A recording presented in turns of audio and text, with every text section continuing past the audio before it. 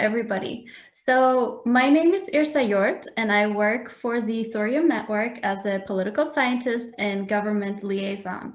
So I'm very, very excited and happy about hosting a very high-powered panel today on behalf of the Thorium Network.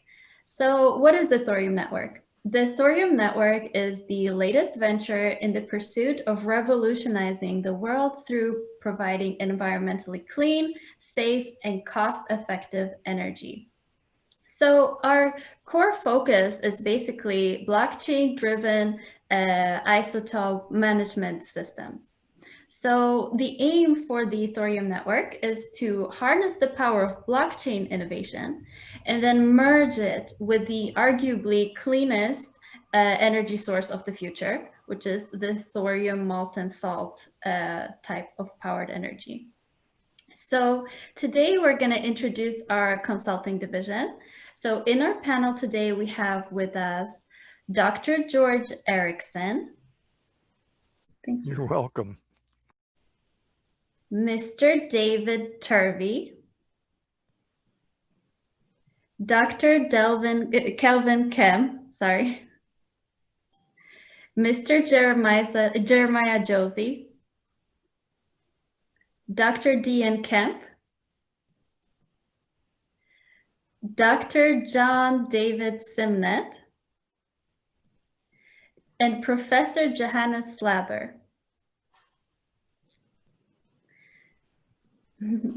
So our guest speaker from Worley, Dr. Ranwell, he couldn't make it this time, but he'll be invited for one of our next sessions. So basically, we start this panel with Dr. George Erickson. So Dr. Erickson is a best-selling author of 5 pro-science books. He is a retired dentist, and he is also a member of the Thorium Energy Alliance. He also runs the website tandracup.com.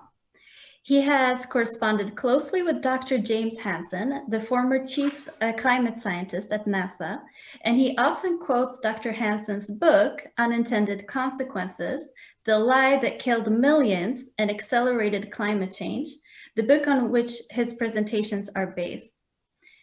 So I have a question for you, Dr. Erickson. What is energy from thorium? And what does this mean for the world? Well, that's a good question, and this is a subject that I really like to talk about. But first, I want to mention climate change, because that is the reason that it is so important to switch to thorium, because of its many advantages. Our adding carbon dioxide to the atmosphere by burning carbon to generate electricity is one of the main factors that has caused global warming. So it's important that we stop generating electricity with burning carbon.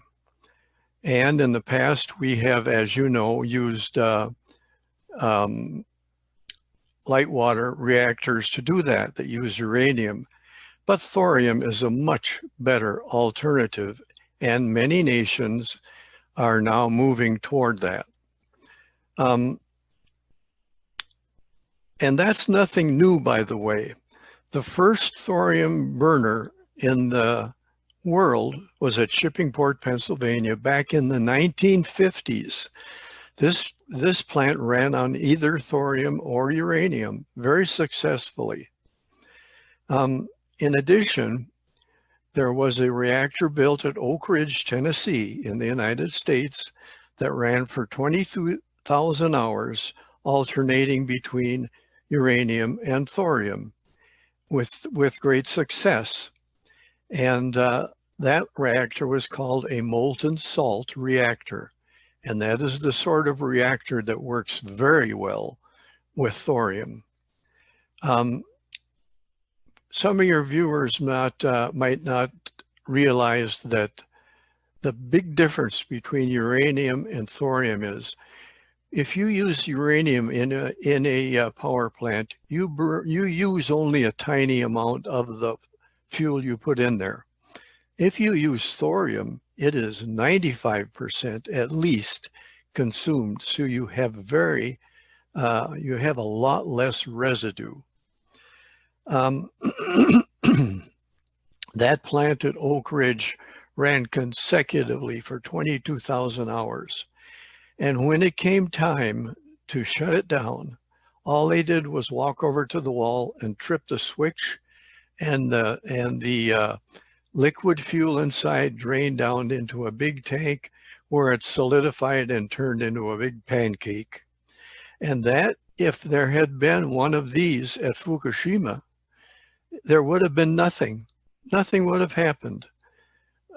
In fairness, though, we have to admit that the plant at Fukushima had been running for 40 years, generating millions of kilowatts of carbon dioxide free power.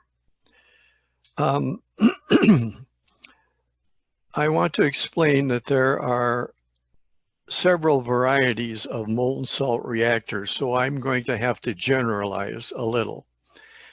The reactor that is common worldwide uses uranium pellets. They are solid. They are stacked in tubes. And if things get out of hand, they can melt. If they melt, they damage the tubing. That reacts with the water and you get hydrogen. And that is what exploded at Chernobyl and Fukushima. In a molten salt reactor, there is no uranium. There is no tubing. And there is no water for cooling. So you don't get hydrogen to enable a hydrogen explosion.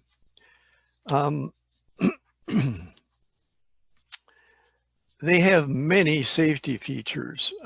One of them being, well, first of all, let me mention, when you mine uranium, you only get the good stuff that does the work as a tiny percentage of the volume of ore. So you have to refine it. Thorium is another matter. In a properly designed reactor, you consume more than 95% of that thorium, which obviously makes it far more efficient. In addition, the supplies of thorium, natural supplies on Earth as ore, is about 4 to 5 times greater than the supplies for uranium, which means that between the two of them, we have many thousands of years of available material for generating electricity. The idea that people have that, oh, well, that's not renewable because you mine it, is absurd, because there's so much there that we will have enough way beyond our needs after we get fusion reactors, which are another type that are even more efficient. I'd like you to imagine a big loop, a plumbing loop, where you have a liquid, and this happens to be a liquid fluoride salt, in which the thorium is dissolved. And this circulates in this loop.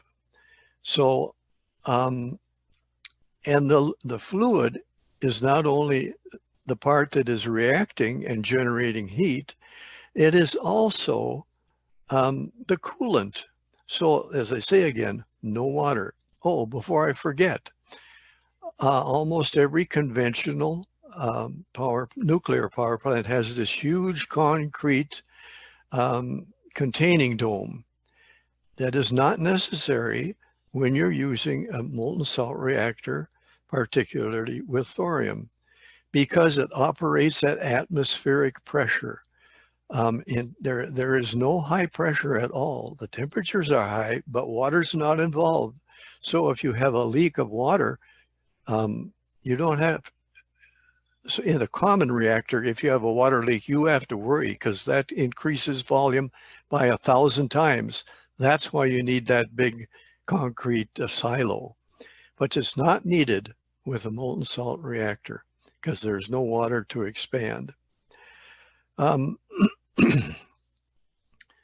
One of the most remarkable things about molten salt reactors is you have this circulating fluid in which the reaction is going on. If for some reason, and I'm not sure even what, it would start to overheat,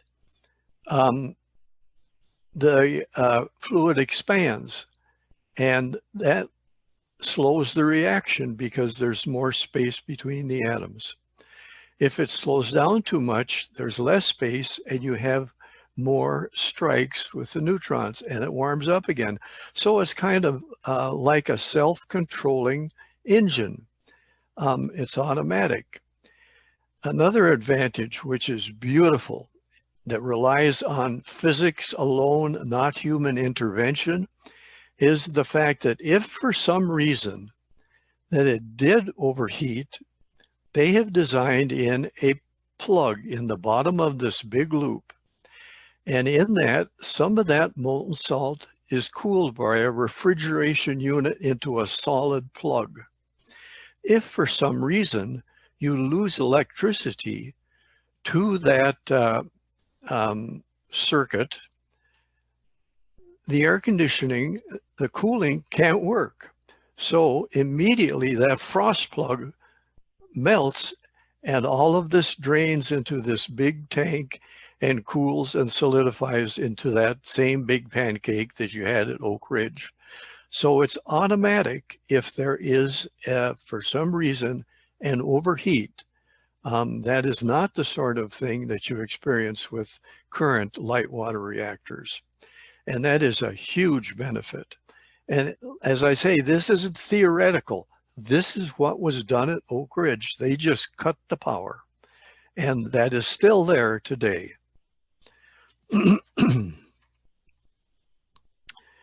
As I mentioned, if one of these had been at Fukushima, it would have been a non-event. One of the other advantages is that molten salt reactors that use thorium, and by the way, they can also use uranium, but thorium is preferred because its efficiency, can also consume the stored nuclear waste from all of these light water reactors we have around the planet.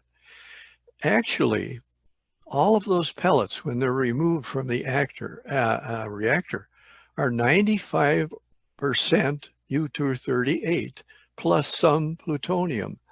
All of that is fuel in a molten salt reactor.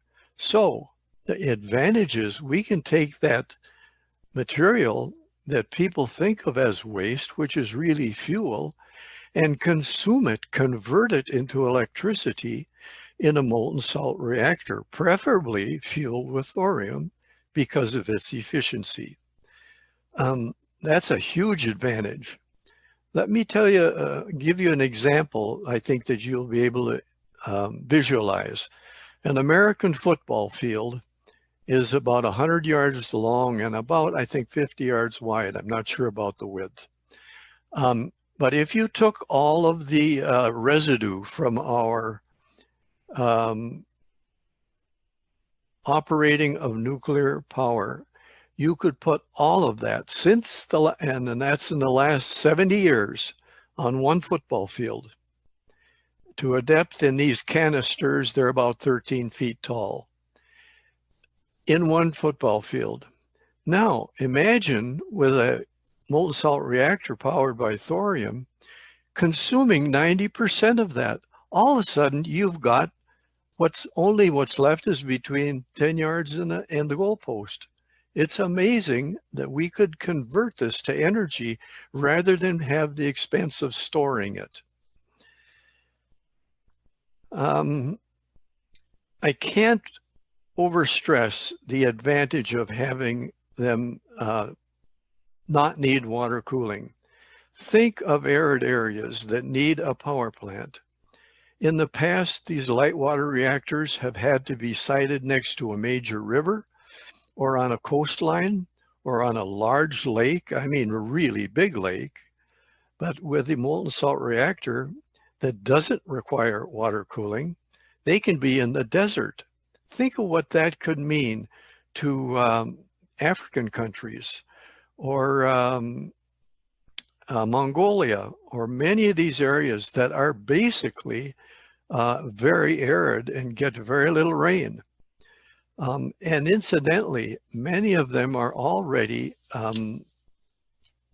seeking to get these sort of reactors built from companies like South Korea, China, Russia, because they are building them for export. The other advantage that I briefly mentioned was that they operate at atmospheric pressure. And that is critically important. The Russian power plant at Chernobyl did not have a containment dome. If they would have done much better. But without it, the water burst into steam, you got hydrogen, and you had an explosion. But if you're operating at atmospheric pressure, there is no pressure to do any of that. So that's a great advantage. Another advantage for this is that molten salt reactors are ideal for desalinating water. All around the world, there are areas where there is a shortage of fresh water. And these are highly efficient ways to produce pure water. We have one or two operating in the United States now, I believe in California, and they could be doing this worldwide. And again, most efficiently if they use molten salt reactor that's fueled with thorium. The technical term for that is liquid fluoride salt reactor. So if you ever hear that, it's pretty much the same thing. And as I mentioned, the residue is so much less than a conventional reactor. The other advantage is, since this is a circulating, let's consider it a circular pipe that you could put a valve in anywhere. As your thorium is used up, you can supply more through one valve. You can also take off, drain some out while it's operating from another valve and chemically remove the breakdown products that you don't want in there anymore. So it does not need to be shut down for refueling. You can add fuel and drain off to chemically remove breakdown products as it's operating. On the normal reactor that's in use today, you have to shut down approximately every 3 years for several weeks, which is one reason why light water reactors like our common use have an efficiency of about 90%. If they were molten salt reactors, they would be way up close to 100% because you don't have that long shutdown every now and then. Cost is another factor. I just read an article that compared the cost of per kilowatt hour generated of light water reactors that we're accustomed to and molten salt reactors. And it appears that with these small modular reactors, the cost per kilowatt hour is about half of what it is with the light water reactors that we are accustomed to. Even though they are efficient, these molten salt reactors are even more economical and decent investments, which should encourage industry.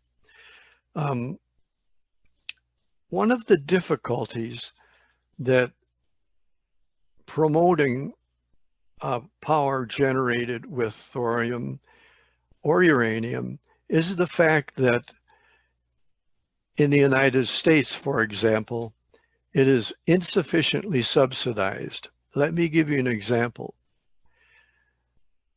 For every megawatt generated, wind power gets something like 20 times as many dollars as nuclear power. and solar gets 250 times as much. Now, that's quite a hill to work against. That's quite a disadvantage. And so when people talk about, well, nuclear is expensive, they're talking about the plant. They're not talking about the cost per kilowatt hour if you remove all of these roadblocks that are in the way. In addition, in the United States and perhaps elsewhere, we are required to set aside a certain percentage of the profits that a nuclear power plant makes for eventual decommissioning, but that is not done against wind or solar. So the playing field is not fair, and that is something to guard against and try, if it exists where you are or elsewhere in the world, to try to get removed, because they should be judged on their merits. How efficient are they? How environmentally benign are they? And that's another matter that people should understand. The rush to renewables was based on a anti-nuclear bias fueled by the carbon companies who profit and are buying into wind and solar because they are so inefficient. Wind generates about 33% of its plate-rated power, and the rest has to be supplied by burning coal or natural gas. Well, that keeps the carbon industry in business. In addition, solar is even worse. It's 20% efficient. So 80% of their stated rated power output is provided by burning coal or natural gas. Whereas with either uranium or thorium, which are 90+% efficient, that's not necessary at all. They are grid level power plants. I want to mention something. People hear the word fluoride and they know that some people know that fluorine can etch glass and it's a potent thing. So they think fluoride and they're worried about it. Well, fluorides, when combined with salts into a salt, are extremely stable. They could tolerate immense heat. So the reactor is designed to easily accept the heat levels that are required, and the fluoride salt is an ideal solvent for the thorium solute. Finally, or almost finally, they are highly scalable. We've got into the power generation business with uranium using a model that was similar to the reactor that was in Admiral Rickover's submarine. And they made a bigger one. And of course, it's normal for a submarine. It's in the water. Why not have water cooling? And they gradually built larger and larger reactors. Well, we made them up. Now we're up to millions of megawatts out of one unit. The nice thing is these are scalable. You can make 100 megawatt unit, and if you need more, you make another 100 megawatt unit. If for some reason you have a problem with one, you're not entirely down. You're only half down. And that is what the Navy has done.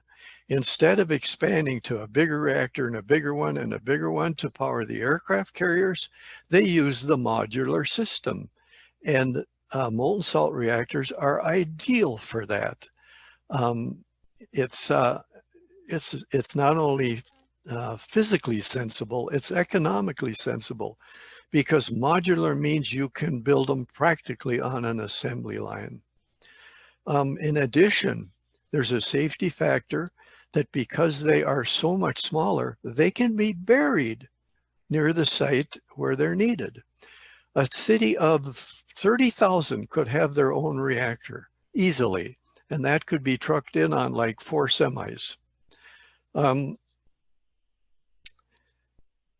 if we had the interest and the dedication and the concern that we should have about the environment, we should be replacing every carbon burner in every power plant with a molten salt reactor, preferably powered by thorium.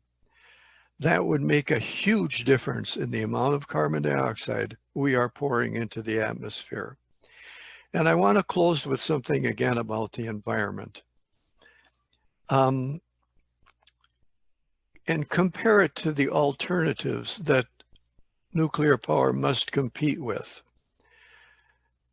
The amount of material that you must mine to get let us say 100 million megawatts of power from a nuclear reactor compared to wind or solar, it's like 12 times more for wind and way more for solar. In addition, so the mining has a carbon footprint. Almost all mining is done with diesel. It might be diesel electric, but it's diesel. And the other final thing is that plant life, people don't think about plant life.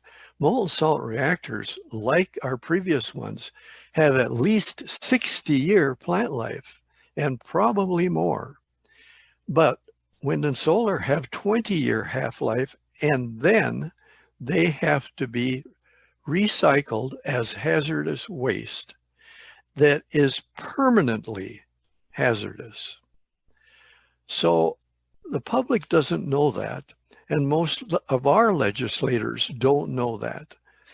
And that is why I, in cooperation with the many energy experts I connect with, wrote this book titled Unintended Consequences: The Lie That Killed Millions and Accelerated Climate Change.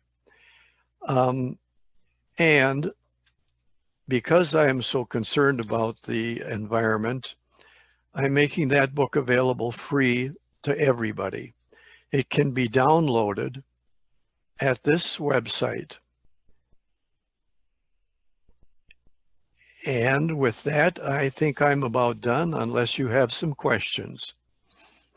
Thank you so much, Dr. Erickson. Very enlightening. Yeah, thank you so much. I have two questions, kind of, Okay. that I was thinking of. That was really interesting. I really love that you mentioned the fact that solar and wind, the whole issue with that you can't recycle it that easily, because this is something that I think people don't like, that I didn't know personally. Yep. And that is quite intuitive, that makes you go like, for renewables, because first of all, they're, as you said, ineffective, so you need to have all this stuff, and second, like, you need more of them, and second of all, you have to recycle it constantly, so how sustainable is it actually? Right. And it kills like so many, like it kills like the nature. We have these in Denmark, like the wind ones, we have them in Denmark everywhere, completely decimates like That's right. In the United States alone, windmills are killing 1 million birds and 1 million bats every year. And yet I talk to these people in the green organizations, and their answer is, well, cats kill birds. You know, that's terrible.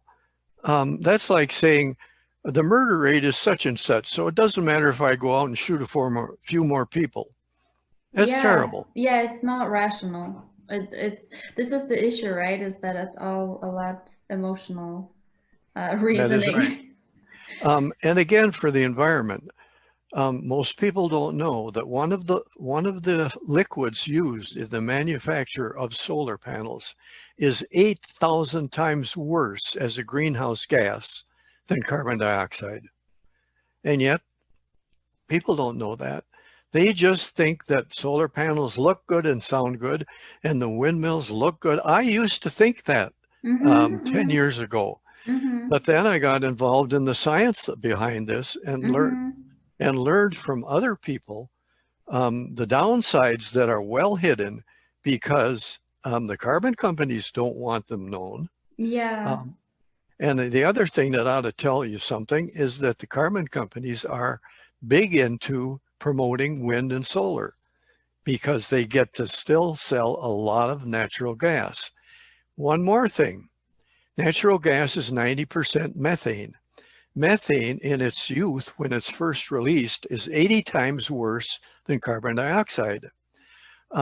And all the fracking that we have done to get natural gas leaks like crazy, as does the natural gas distribution system. Studies show that so far, the leakage from natural gas from wells and the distribution system in the US is offsetting all of the gains we've made by cutting back on coal. This is the problem when you let people who don't know the science make the energy decisions. They're good people, but they lean too much to listen to the industry representatives who have one motive, and that's to make money. Mm. Yeah, very, very good points. Very good points. So basically, the questions I had also was, why is it safer, for instance, to use thorium? But you already described that, so you already answered this. So then my second question is, what are the radiation dangers of thorium molten salt versus coal? Oh, well, first of all, most people don't realize that burning coal actually shoots out the smokestack more radiation than today's conventional nuclear plants. There are radioactive elements in coal, and when you burn coal, those are atomized and go right up the stack and are spread around. You're better off living next to a nuclear power plant than downwind of a coal plant.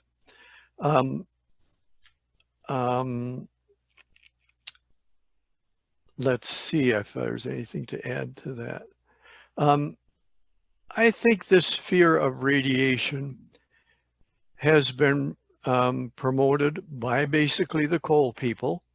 I think you might know that in Australia, the coal miners run ads saying that nuclear power will kill the coal industry. They come right out and say it, and they're right. But they're putting their jobs ahead of the environment, and we've got to get beyond that. They can be retrained in other work, and they should be.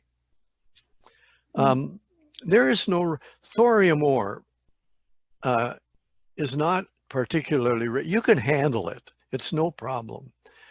It's only in the reactor when it gets converted into another isotope that it becomes the sort of thing that you don't want to handle. And as I mentioned, the final residue is so small. And actually, if I recall correctly, instead of storing that for thousands of years, I think 350 years is about the limit. And the amount is small, so it's not an issue. Okay, thank you so much for answering that. You're very welcome. One more thing. And this is so obvious, I don't know why I didn't think of it long ago, and most people don't. We're concerned about global warming, right? So what do? We cut down a forest, and we put these solar panels there. The forest was absorbing carbon dioxide and making oxygen. And now we put these solar panels there that we have to keep clean. And it's a terrible trade-off. What you've done is you've shoved all the wildlife out of that area. And in some countries, in the United States, we're talking thousands of acres. And they do the same thing on cropland. There's people in the world starving. And here we are covering up cropland with solar panels. Another thing that's been done and has proven to be a failure actually is these central solar farms that focus mirrors on a tower in which there are liquids they heat, which generate steam to make electricity. There's a huge one in California, another I think in Nevada. Both of them have proved to be so inefficient that they've had their contracts canceled, multi-million-dollar projects. Spain was huge into this central solar farm business. And I can't remember the particular name of it. And they have closed most of them. We go after things that look good and sound good and feel good without doing the science. And we're hurting the environment by doing it. It's terrible. Mm-hmm. And what I have a counter question also. What would you say to someone, for instance, that says it takes a very long time to build these molten salt reactors? Like, because this is one of the critiques, right? That it takes 50 years to build a plant. Right. First of all, it doesn't take 50 years. It does take a long time to build a conventional big reactor, but it doesn't take long to build these small modular molten salt reactors. We could have a lot of them in 5 years if we had a moonshot program, which we should have, that's properly financed. But you have to have an educated public pressuring the legislators and an educated legislature. At the moment, we don't, but we're getting there. In the United States, the mood is changing. I think people are waking up, and I think that climate change is the reason they are getting serious.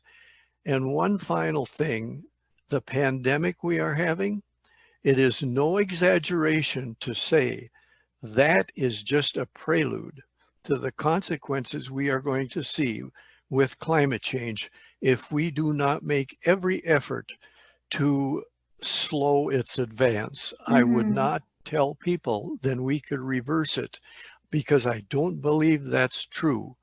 But if we do the right things, we can certainly slow it down and maybe come up with something like fusion, which would be a huge help. Yeah, I see. And okay, last question. What would you say to people who say, for instance, that solar and wind, there will be better batteries and they will become more effective because the technology will advance and we will get better at storing the energy and this will meet all our demands? What would you say to this? First of all, solar and wind are now mature technologies. They've been around a long time. There are very few significant improvements. Regarding batteries, people have no concept of how inefficient batteries are. If you took, for example, every battery out of every vehicle in California and you stored for them at full capacity, that would take care of California's energy needs for about 4 hours. And they don't think of the carbon footprint of making batteries. If you're going to compare energy use, you have to start with shovel in the ground. And then you have to go with refining it. Then you have to go with building the product or the facility. Then you have to consider useful life. And then you have to consider recycling. And see what the carbon footprint of this thing you're talking about is. But people don't do that. If they did that, we wouldn't be having wind and solar.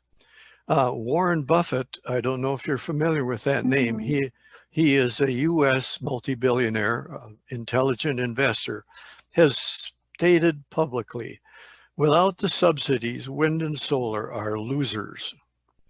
We're propping them up by pouring tax money into them. And it's terrible because it's an environmental tragedy. And how would you say also the recycling of these batteries? Would you consider that a problem? Yes. Conventional lead batteries are recycled, and that's a good thing. But we're not talking about lead. We're talking about lithium and other rare earth type batteries, which you have to mine.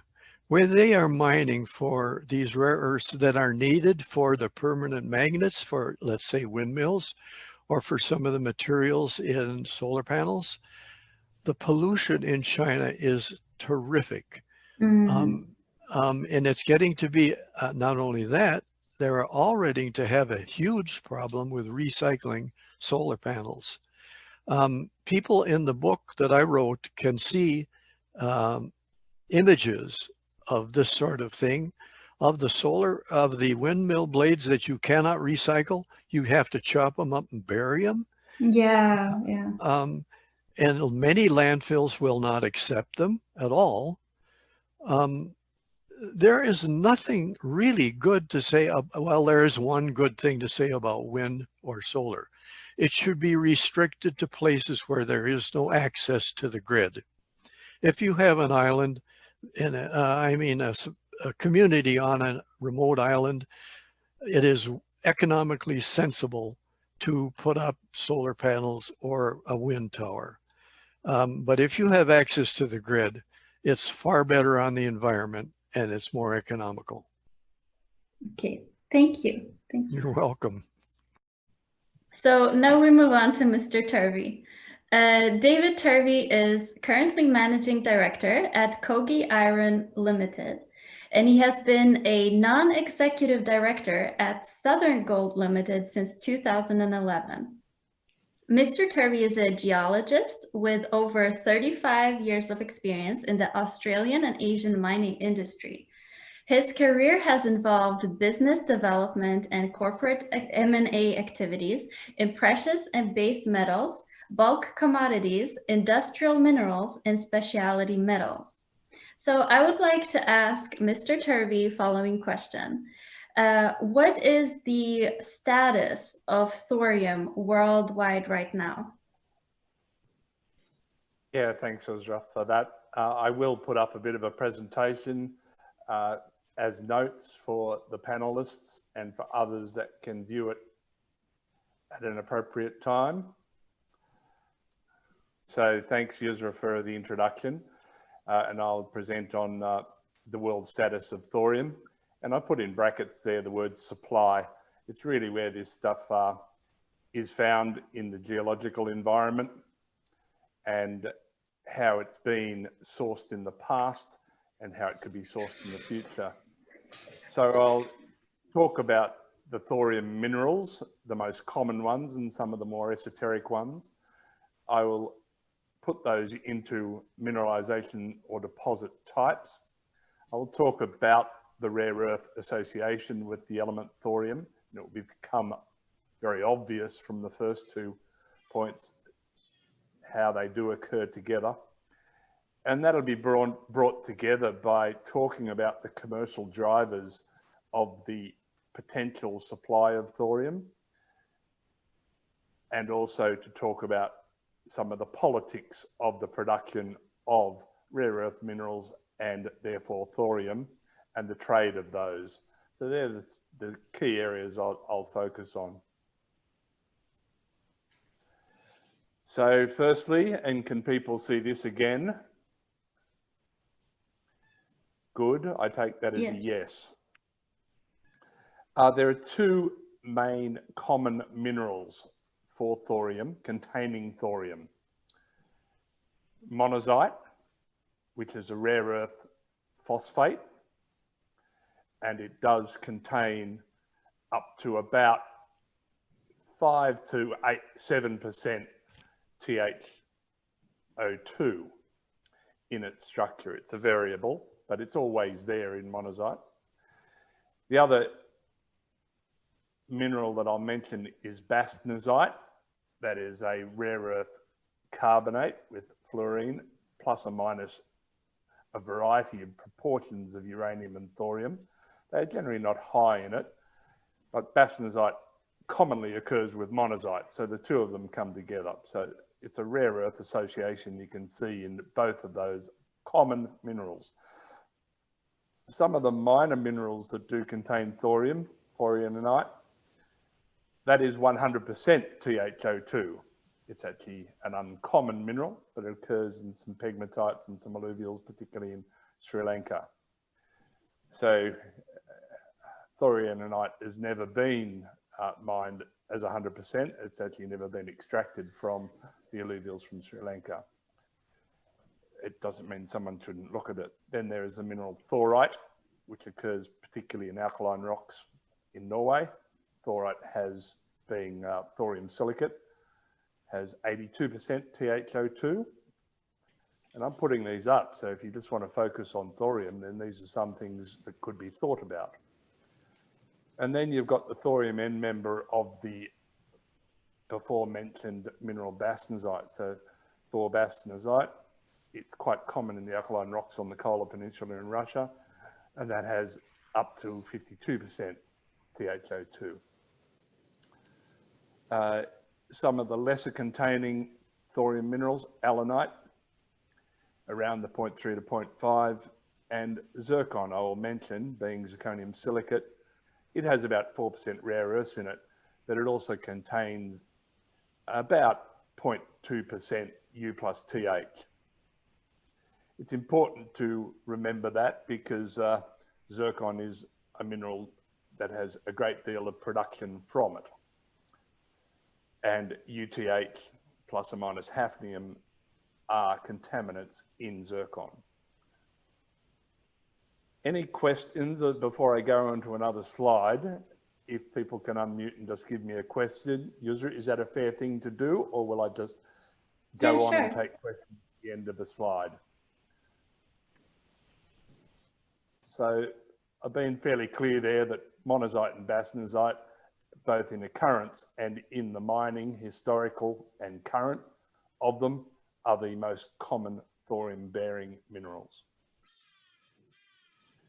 The others have never been mined by themselves for the utilisation of thorium. Okay, so thorium minerals and the deposit types. Two main deposit types being alluvial placer deposits and alkaline rocks, which I mentioned earlier. So they have subdivisions within them. So alluvial placer deposits, that's really heavy mineral sand mining, where people are in fact extracting the heavy minerals from sand deposits, often beach sand deposits rather than river sand deposits. And they are mined principally for their zircon and their titanium mineral contents.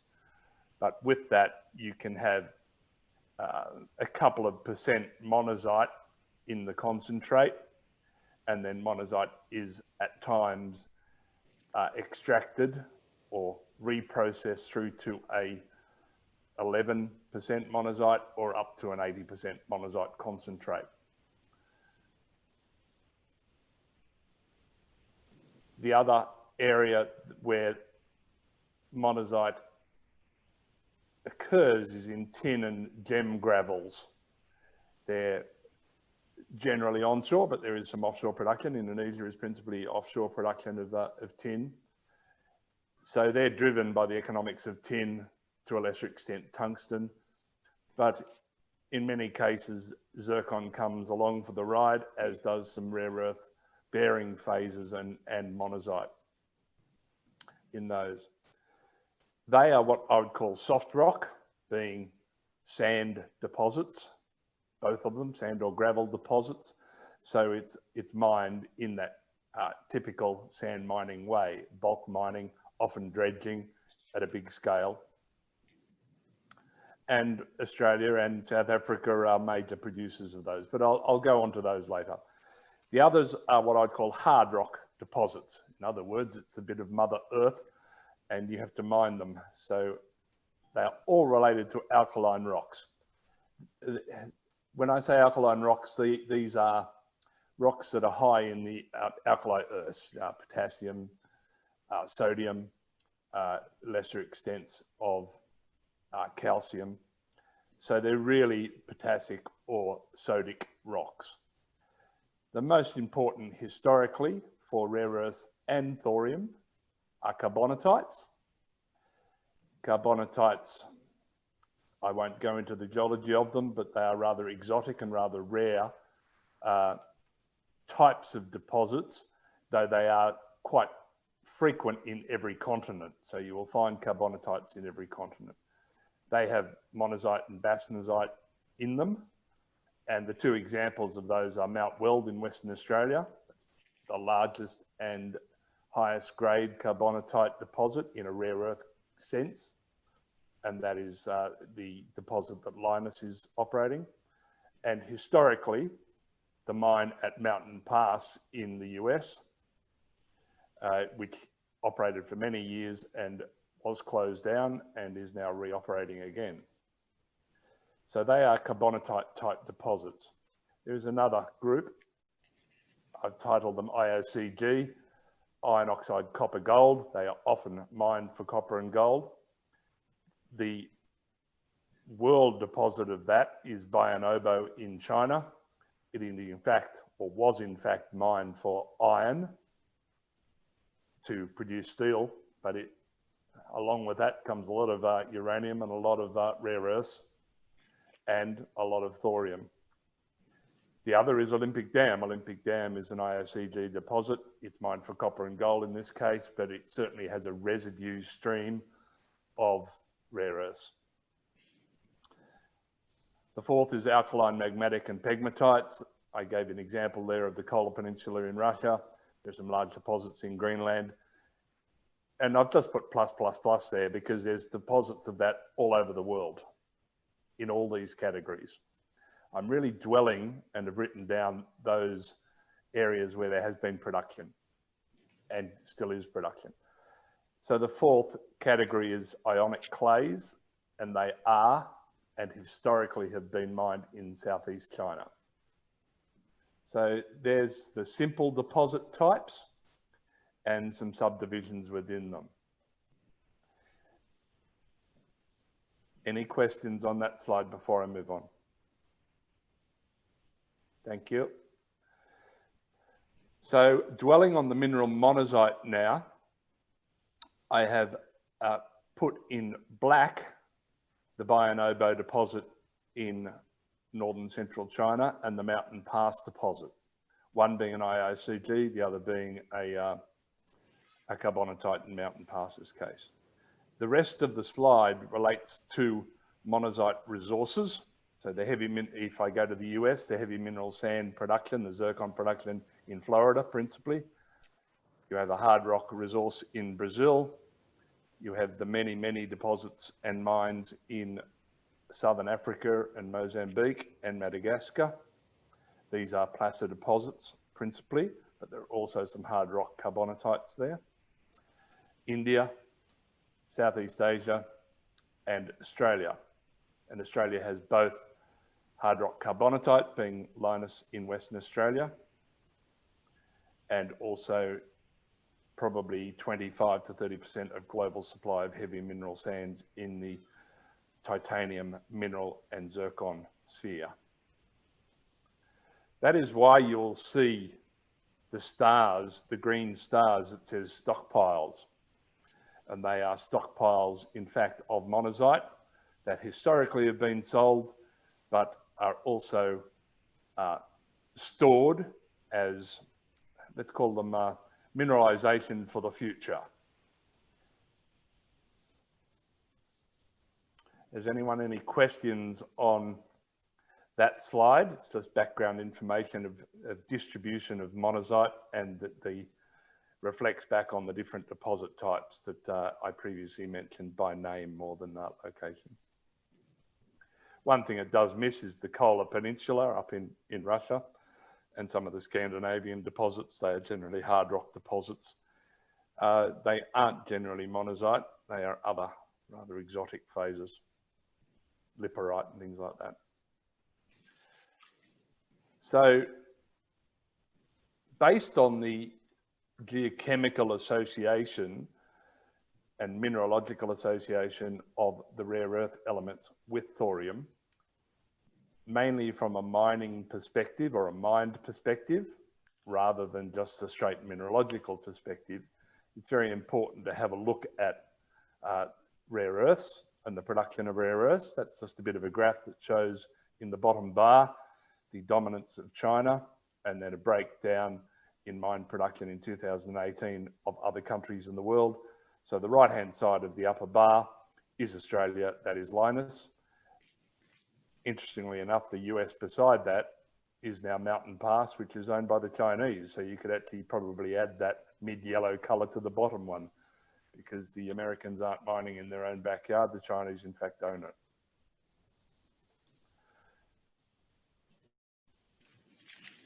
So you can see it's really dominated by the Chinese. We all know that.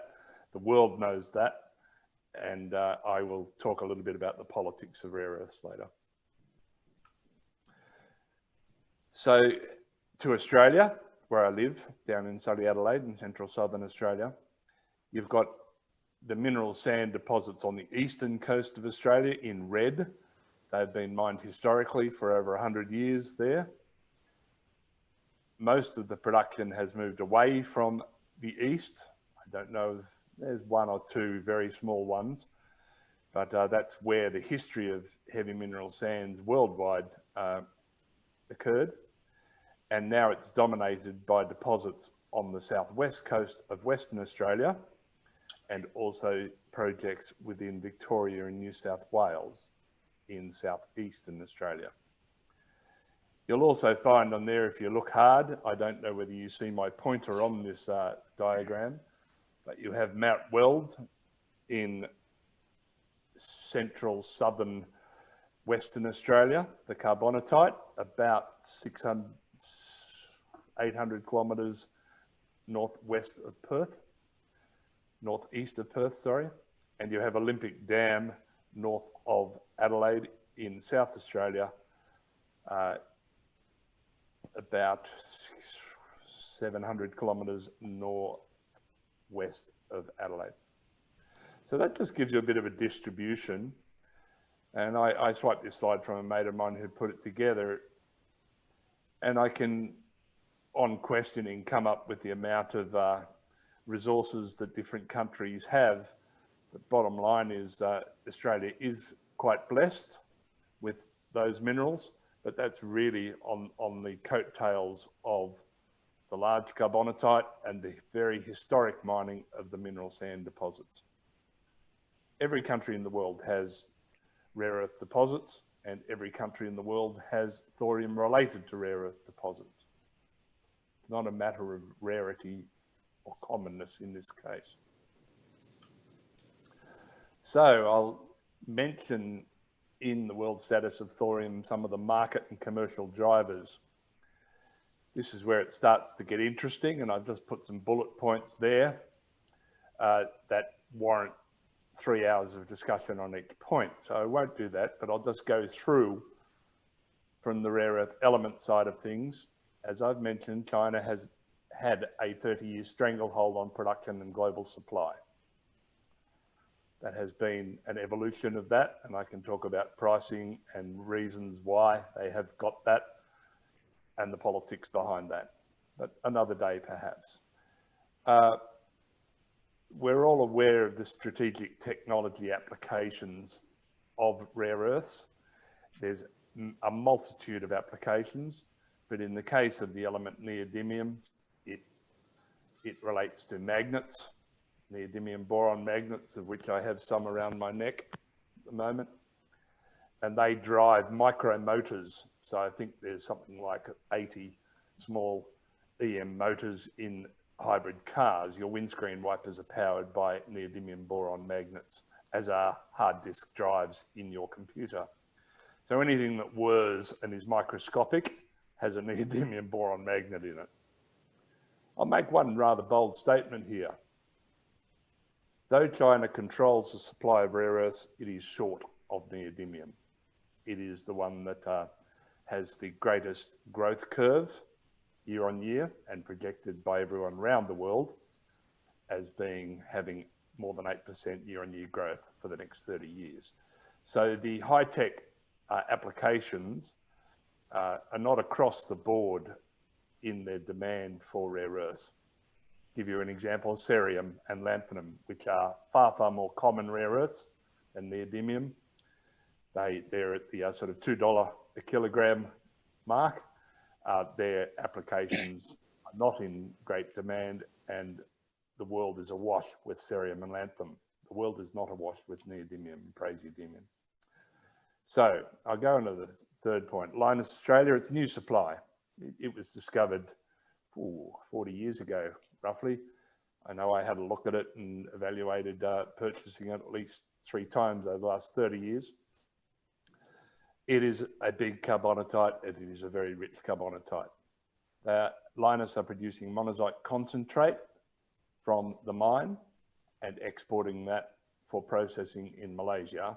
And they've recently cut a deal with the US to do next stage processing of mixed rare earth concentrate, mixed rare earth products, and cracking out to single rare earth and rare earth metals. There are numerous junior companies worldwide, probably about 30, that do have rare earth deposits and have evaluated them, but they come and go with rare earth price. The main reason they come and go is the barriers to entry provided by the, I'll be polite, monopoly of China with plus 85% of global supply. None of the junior companies could capitalise really the production of a rare earth concentrate, even a monazite concentrate, because the only people that crack it are China. Crack it being producing the rare earth intermediate products and the rare earth final products, and with that read thorium intermediate products and thorium final products, because thorium just comes out as you go through the various stages of processing. So I'll make some statements about monazite and thorium co-products. Interesting word when you use co-products, that means you can sell it. It's not a waste product. Thorium is actually sold at the moment. Monazite is a waste material in most countries of heavy mineral production, zirconium, titanium, and is an emerging co-product in that some of the heavy mineral producers around the world, I've mentioned 3 of them there, are currently selling their monazite concentrates at a variety of concentrations, anywhere between 20% and 80% monazite. You'll remember that the mineral monazite only has 5 to 8% thorium in it. So when I'm saying 80% con, you can see that it doesn't contain all that much thorium. But having said that, it's the most thorium anywhere in the world that doesn't have a value until you sell it.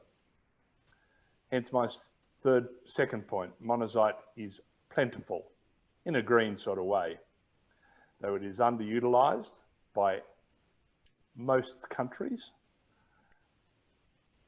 And it's mainly because of the history and the legacy of the thorium radiation issues. It has historically been sold a monazite concentrate at between 10 and 20% monazite because the actual radiation from that content of monazite is below the majority of world standards for transportation and sale of a radionuclide bearing material. You run into an issue if you then concentrate that further to 50 to 80% monazite, increase the value of it, and it's relatively easy to do, by the way. It's not expensive to increase the content. In fact, Iluka produced a monazite concentrate and then diluted it back so they could put it in a tailings disposal facility.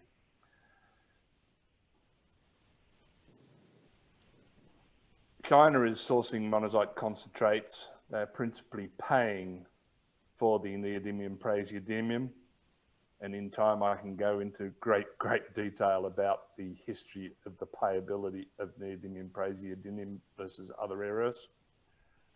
But China is also buying those monazite concentrates because they are processing those and are using the thorium.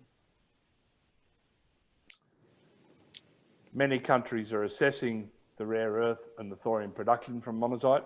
That includes a number of countries in Australia and includes, I would suggest, better part of 15 to 20 other organisations. They may be public, private companies or research institutions are looking at the processing of monazite to produce rare earths in a number of forms, and therefore they will need to manage the thorium.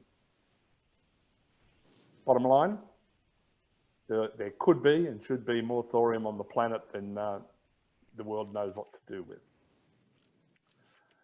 So, any questions on some of those bold statements on markets and commercial drivers? As I've said, each of those points is probably about a 2-hour presentation, and I can give a presentation on rare earth markets if you want. I've got a question. Yes. Why do you call it a stranglehold? Because that's rather an emotive term that, you know, comes up with ideas of the yellow peril. I mean, why can't you just call it dominance? I could. Depends if you're a junior company. You get dominated because you strangle the barrier to entry.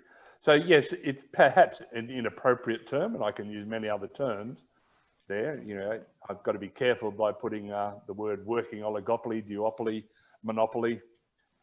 The word stranglehold's an interesting one because the politics has evolved around China's evolution from the economy that it previously was 30 years ago to what it currently is today. They have maintained their dominance, if you want to use that word, and controlled price from dominance. There have been times when they get rather annoyed that groups like Rhone-Poulenc, Rhodia, who did in fact have a rare earth processing plant in Europe, they closed that down, built a processing plant in China, and took to China all the IP of how to process to very high purity rare earth materials, phosphors and things like this, that the rest of the world wants to buy in high-tech applications. It has taken China, and China is still not there in producing consistent high-quality end product materials.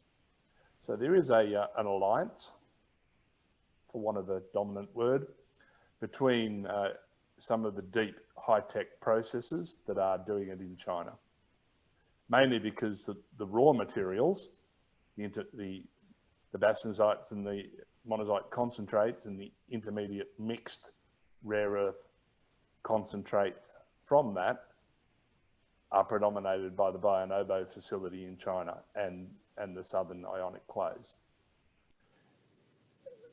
China closed down the world's rare earth production. Mountain Pass, yes, it had environmental pressure on it,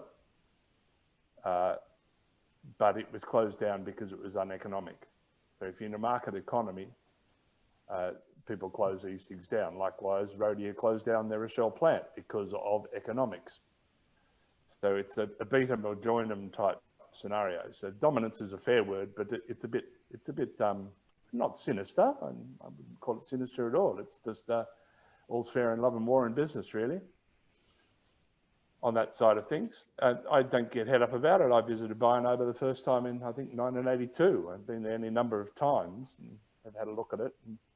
And I'm very interested in the way that the world buys cheap rare earths from China and then complains that they don't produce any themselves and think it's a strategic risk when China doesn't want to supply it to them. So we are our own worst enemies here, and that does allude to my last slide in a minute. So did I answer your question there, John? Okay, yes, thank you very much, David. Thank you. Yeah. Thank you. Yeah, I can change that. I can use any number of words. It was just the one that came out this afternoon. So here I'm going to, and you can see I use very few words here, the politics of production and trade of the element thorium. I've used the word stranglehold there again, John, so I can change that. And I've said strategic technology application. So it's the same 2 points as the last one. That's where rare earths currently sit. So unless the thorium story addresses the supply related to rare earths, then the only thing to do is, if you don't want to go to the rare earth side of it, is to go and have a look at the economics of producing a high ThO2 mineral concentrate as a single, like a thoriumite concentrate. No one's ever done it. It is possible. I have a problem with that. But I would suggest it would be worthless doing so because there is a lot of thorium in monazite. And by the way, monazite's actually a relatively benign mineral, being a phosphate. When you do crack it, you do produce phosphorus products that can be used in fertilizers and other applications, and they don't glow in the dark. You do get rare earths from it, you do get thorium from it. So it's a logical mineral, and it's not that difficult a mineral to process. Having said that, Dian will say otherwise, but we can talk about that. It can be processed. So the rare earths, the politics of rare earths are driven by China and driven by strategic technology applications and the supply demand related to the required purity of end product. So they just go up and up and up in price related to the rarity of the rare earth element, things like erbium and terbium, to very esoteric applications, and you need to produce a final product of erbium or terbium, and you can only do that by doing 15 plus steps prior. In other words, cracking out all the other rare earth elements that these things are associated with. So at the moment, the economics and the politics of production and trade of rare earths are moving towards the economics of neodymium. Okay, so let's go to monazite and thorium, and I've mentioned some of these things. The politics of production of thorium, it's all related to government radiation policies. Government radiation policies, almost irrespective of what political system you're in, they do have political and social ideological drivers.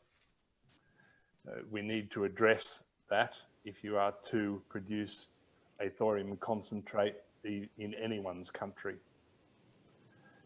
So I will take general Q&A, but before I do that, just for Dian's and other people's benefit, there is one final slide, and that's a slide that does talk about the normal wet process flow chart to produce monazite, and then the dry milling process flow chart. That's from Aluka, you can see, and I also have then the rare earth processing flow charts if people want to see where thorium drops out. The bottom line, from the dry mill process, well, even the wet side, you can get up to an 80% monazite concentrate by wet processing. Don't need to go to dry. You generally do go to dry because they want to control the purity of their zircon products and split out the titanium minerals in it.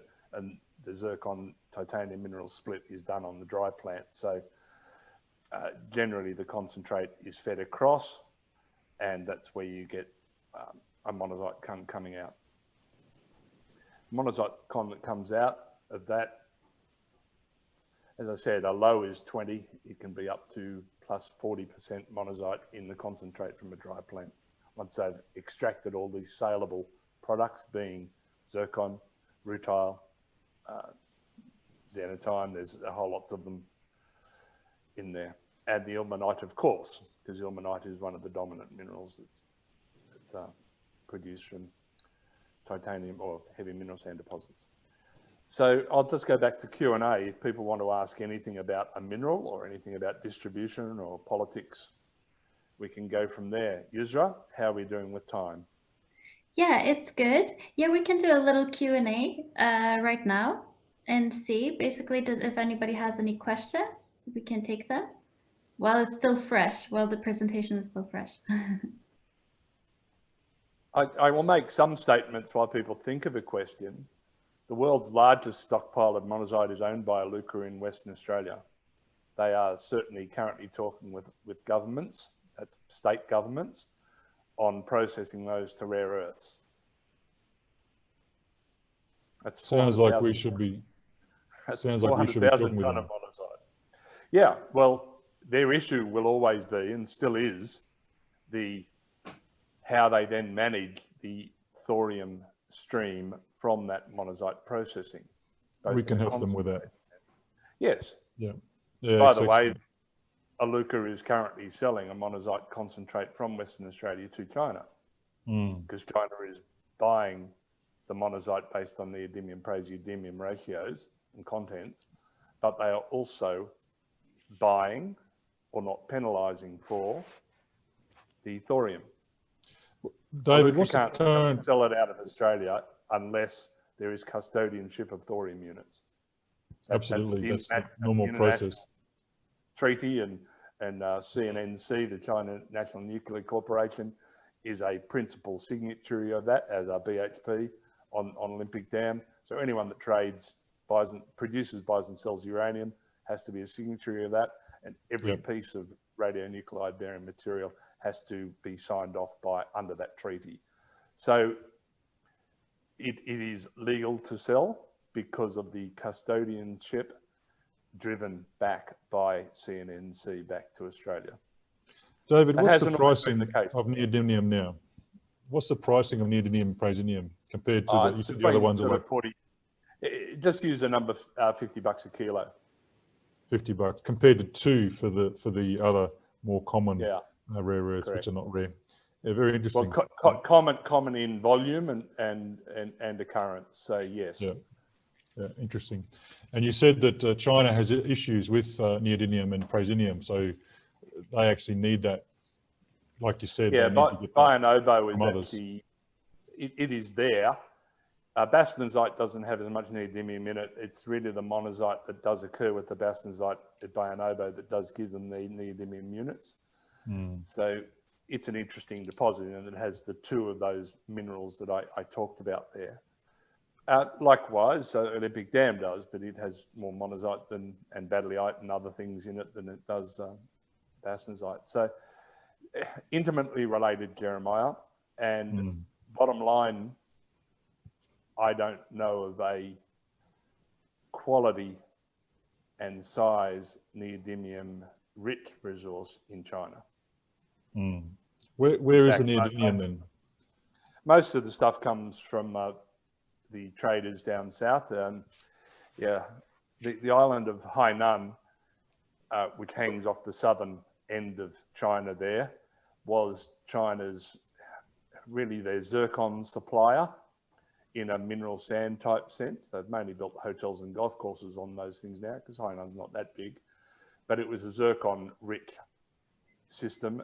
But there are still companies that market and trade and process heavy mineral concentrates sourced from anywhere in the world. So if you get something leaving from Madagascar, it will generally go into Hainan. There's a couple of groups there.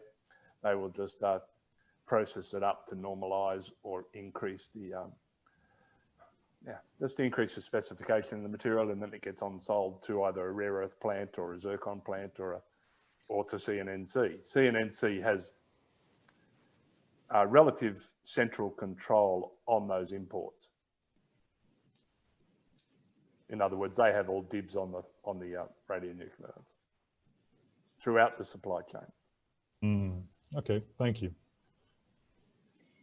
Okay, any more questions? I take one more question and then we move on. No? Okay, thank you so much, Mr. Turvey, for your presentation. Very enlightening. So now we move on to Dr. Kelvin Kemm. So Dr. Kemm is a nuclear physicist who runs his own business strategy company called Stratic in Pretoria, South Africa. He is a former chairman of the South African Nuclear Energy Corporation.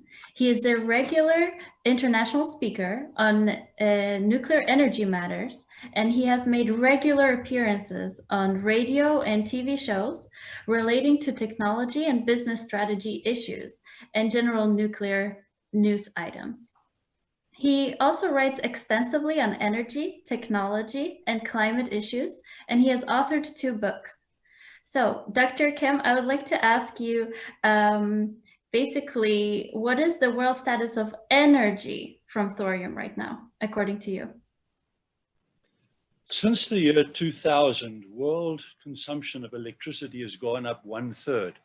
It's a mere 20 years and consumption has gone up 1/3. This is quite amazing when you think of it.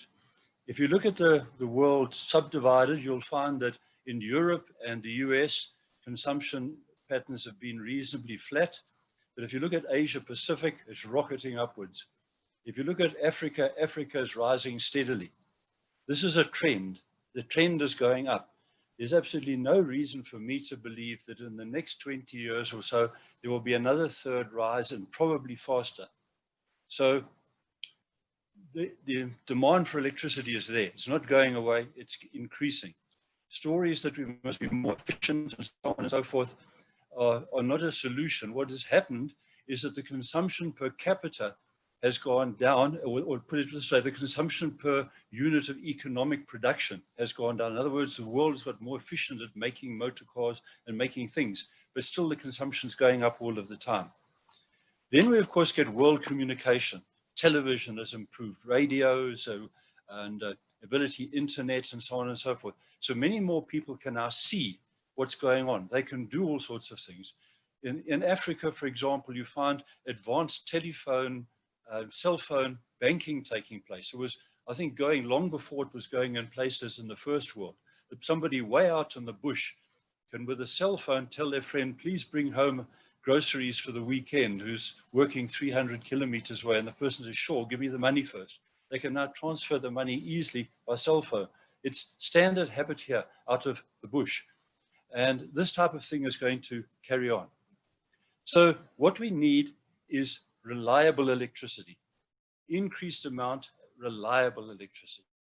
Now, don't think of quoting electricity consumption in terawatt hours all of the time. That tends to irritate me at times. What we need to know is how many megawatts have you got now? I've ever seen, for example, solar and wind figures quoted as how many terawatt hours they produced last year. But nobody tells you ever that there's no solar at night. When the night comes on, it's dark. You cannot switch on solar unless you put an even bigger system, 2 or 3 times bigger, in place to store that for the night. And then people talk about storage as an electricity source. It isn't. Storage is just moving the daytime solar into the evening, but that costs more money and it's more difficult. Wind you get when the wind blows. So we find that we want reliable electricity. Quoting terawatt hours is not the answer. We want to know how many megawatts have you got running now.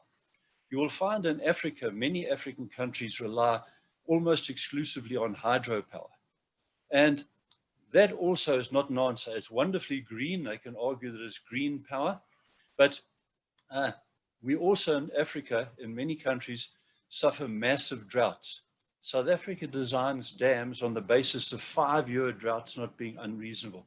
We, in fact, about 18 months ago, had one. We're in Cape Town. You see Table Mountain in the picture. In Cape Town, they announced the potential for emergency water rationing. And they introduced laws. You can't water your garden. You can't do this. You can't do that, and so on. Dams were down below 20% full. These are drinking water dams. These are not dams that are used for electricity. South Africa has some hydroelectricity, but little. Other African countries rely so heavily on it that when you have a drought and your dam goes down to 20% or even 50%, you're losing half or 3/4 of your power. You can't do that. So that becomes not on the short-term scale like the wind not blowing today, but on years or months or something. So that is not an answer. I was guest speaker at the African Union Economic Summit some time ago, and we discussed this. And we said, what the answer is nuclear power. Africa is also huge, much bigger than people realize. Africa is larger than the United States, China, Western Europe, and India added together. It's big. The distance from Pretoria, where I live, to Cape Town in South Africa alone is the same as the distance from Rome to London. So we will find in Africa that there's a hydro source somewhere, but where the industrial usage point is 1,000 kilometers away. So there's 1,000 kilometer high tension power line that's got to be erected to use that. That's just not on. So they need to be able to put electricity much closer to where you want to use it and to know it's there all of the time. So the answer comes out small modular reactors. And that came out very much out of that African Union meeting. And you will find that a number of African countries, somewhere nearly a dozen now, I think 10 plus, have told the International Atomic Energy Agency they intend to go nuclear in the future, and some have started on that path already. So then we have a look, what are the fuels involved? And the two fuels involved are uranium and thorium. Thorium work was done by the US and the UK. They ran thorium operating reactors way back in the 1960s already. Then there was much debate as to whether go thorium or uranium and so on and so forth, if you look in the history of this. But uranium essentially won out at the time. Uranium was also heavily influenced by military applications, not only because of obviously the incident of the bombing of Japan at the end of the Second World War, but also for nuclear power packs and submarines and then in surface warships. So there's always limited money, there's always limited resources, so the focus tended to go onto uranium. But it was realized even back then that there are many reactor types that can be developed, particularly in the case of thorium. Thorium was looked at by a number of countries, the US, the UK, Germany. There was work done in Norway, there's been work done in India, and in South Africa. Essentially with thorium usage, there's two particular paths. I'm being simplistic now when I say two, but one is like a pebble bed type path, a solid fuel in a pebble. The Germans built the THTR reactor, which ran as a demonstration, experimental demonstration, using pebble fuel with thorium. South Africa then went on to build, to design, would I rather say, a pebble bed modular reactor. And this went to an advanced stage of design and was ready for construction when unfortunately the government of the day put it into low gear, very low gear, so the project effectively stopped. That was when the subprime incident happened in the United States and caused there to be uncertainty in the financial backings that had been assured. There was also a change of government in South Africa where there was a relook at very many things at the time. And also, a favorite of mine is that the science people worldwide are bad at their public relations. Because at the time, our nuclear people on the pebble bed reactor assumed that because the cabinet minister understood and was on their side, and the minister was telling the president and the minister was telling the cabinet that we were home and dry.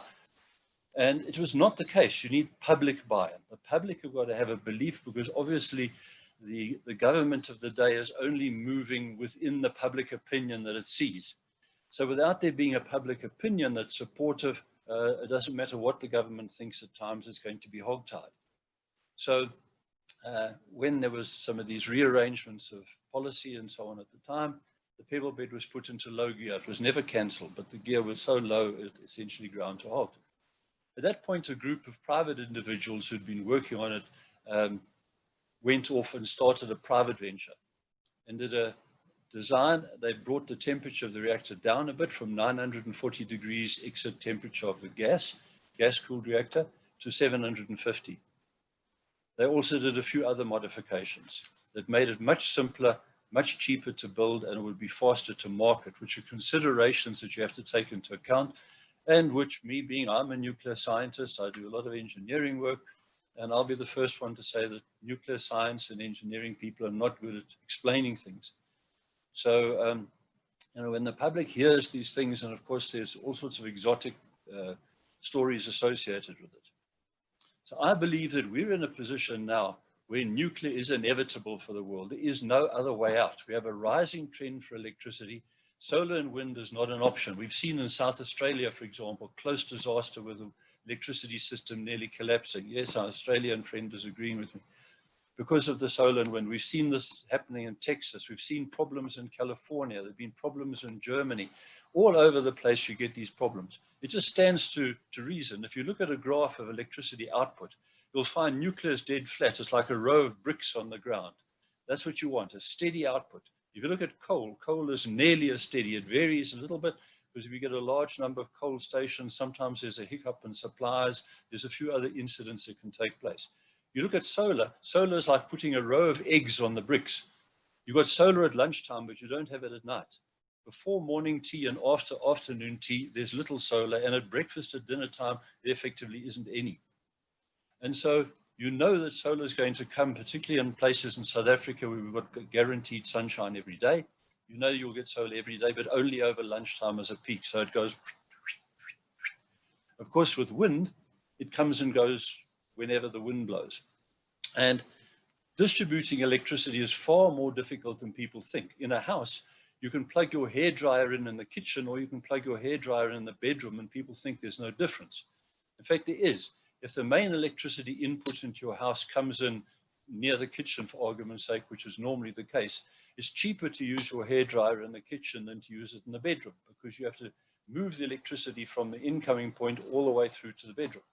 Now, in a house, it is so negligibly small that nobody would bother to take that into account. On a large city, you start to notice it. In a country, you notice it.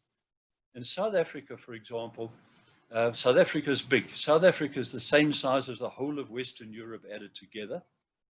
The coal is all clustered in the far northeast, above Pretoria, so to speak, where I live. So South Africa years ago built a nuclear power station in Cape Town. It's the world's most southerly nuclear power station, and also the only nuclear power station in Africa. But the nuclear power station supplies about 50% of the power to the Western Cape region down there at the bottom. The other 50% comes from the coal in the far northeast. The distance from Pretoria to Cape Town is the same as Rome to London. Rome to London. Now, when I was in London, I said to them, how would you guys feel if half your electricity was being drawn from Rome? They say, that's crazy. We would never do anything that dumb. Far too risky. But we do it.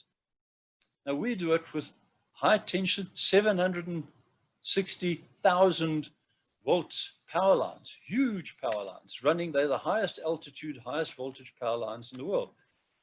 Highest altitude going through one of the highest lightning incident areas in the world. The engineering challenge in running power lines like that through a high lightning area, high up where the air is thin and so on and so forth, is a great challenge. So it's not wise to keep doing that. We need to put more nuclear on the coastline of South Africa through what's the three capes. We have an Eastern Cape, a Western, and a Northern Cape, which go around the two oceans. So we can bring power in from the bottom and not rely on it all coming from the top. Now, so many African countries are hydro, nearly 100% or nearly 100%. They cannot look towards a highly industrialized future on the basis that it may or may not rain, and therefore, if you've got a motor car plant, it may or may not work depending on the rain.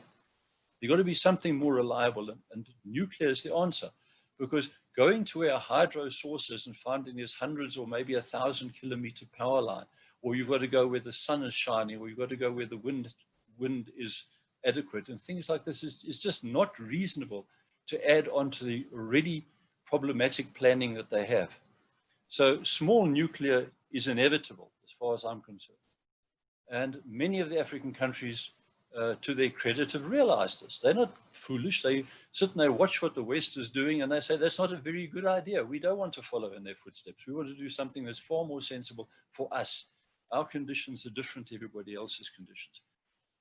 You can see what's happened around the world now with significant world increase in SMR attention. The International Atomic Energy Agency brought out a booklet in September 2020, which lists 72 small modular reactor designs in the world that are current. The 3 South African ones are in there. And so it shows you with that number, we know that Canada's looking at it, the US, the UK, Russia, South Africa. A number of people are looking at it. They also are not foolish. They know very well that there's a reason for all of this. So there will be a world demand for small nuclear that can be deployed where you want it, into places that can use it, and that don't need to be near large sources of water, which you have to have if you have a large pressurized water reactor. That's the other great advantage, and what South Africa built into our design when we started. We said we don't have water inland. South Africa is a water poor country inland. We have 2 oceans, but we don't have water inland so much. So we can't afford to rely on water, not even to wash solar panels with. So when we see the interest like this coming to the fore with small modular reactors, what immediately happens is you get green opposition. As sure as nuts, there's now people saying, no, we don't want this. And they then sing the praises of a wind and solar solution, but there isn't an answer to this. The latest one is hydrogen. Hydrogen is the answer. But all hydrogen is a mechanism to take the solar from the daytime to the nighttime. or the wind from the time it's blowing to when it isn't blowing. So it's a complexity added in. Why add a complexity in when you can do it in a much simpler way? But as I said earlier, with the communications and everything, you're finding that people in developing countries are saying, no, we don't want to carry on just living like this. We want to live like the people in London and in New York and in Amsterdam, Den Haag, Yrsa, where you come from now. And so they're looking and saying, wait a minute, we see this all the time on the internet. We see this on YouTube. We want that. The governments are not going to be able to stop it. So then you look and you say, right, they're going to go for small modular reactors, but what they want to is they want political control to some measure over the fuel. People have learned by the oil. For many years now, the oil has been controlled largely by the Middle East and so on. And if the Middle East has a fight with some Western countries, they cut the oil supply and everybody's oil price goes up. So a lot of people have been licking their wounds. It was that caused France in 1974 to say, we're not going to have the oil situation put us over a barrel again, excuse the pun, and we're going to go nuclear. And France now is about 75% nuclear power, with the price of electricity half that of Germany, which is the one gone to the big solar and wind, and a carbon emissions figure which is way down. That's if you believe that the carbon emissions is important, which I don't. So the countries that are going to go for small modular reactors are going to say, who controls the fuel? Where's the fuel? Thorium is all over the world. There's uranium in many political places that are different to the traditional political places that have the oil. Thorium is even more widespread, giving less potential political power to the people that might control the fuel. So now you take the availability of thorium, you take the many operating advantages of thorium, you'll find that it doesn't readily produce difficult nuclear wastes, and there's a number of other factors as well. When you look at all of this, there seems to be no doubt in my mind that there's large potential future for thorium. It has to be. The world is going to use it. To my mind, nuclear is the greenest, safest, and best energy that you can have. And also in many countries, it's the cheapest. In South Africa, it's the cheapest by far. Wind and solar being 4 to 5 times more expensive than the current nuclear power in South Africa. So there's got to be a future for this, and a significant future at that. So up until now, a lot of the progress of nuclear that would have taken place from the 1970s, when there was a spurt in the building of nuclear power, has been significantly hampered by the anti-nuclear forces. Just plain anti-nuclear, because those were anti because of a vision of association with weapons after the Second World War, and fictitious dangers that your baby's going to fry and die if you live anywhere near a nuclear plant, and all sorts of things like this. Then the climate thing came about. In the 1970s, we were told there's climate cooling, we're all going to freeze to death. Then we were told, no, there's climate warming, we're all going to cook. Then we were told, no, there's both climate cooling and warming, because the cooling comes from the warming. And when airports are all snowed in, it's because of the warming. And it's all because of industrial carbon dioxide, which in my book, it isn't. There's much more linkage to the natural magnetic activity of the sun, controlling the small increase that you have seen. Yes, there's been a 1 degree, nearly a 1 degree Celsius increase in world atmospheric temperature since the middle 1800s, which is the time of Queen Victoria, the time of Abraham Lincoln, and sometimes the people then want to say the time of the Industrial Revolution, as if it was the Industrial Revolution that started that, but that's just an emotional thing. It isn't. We might as well say since the Crimean War, which was at the same time.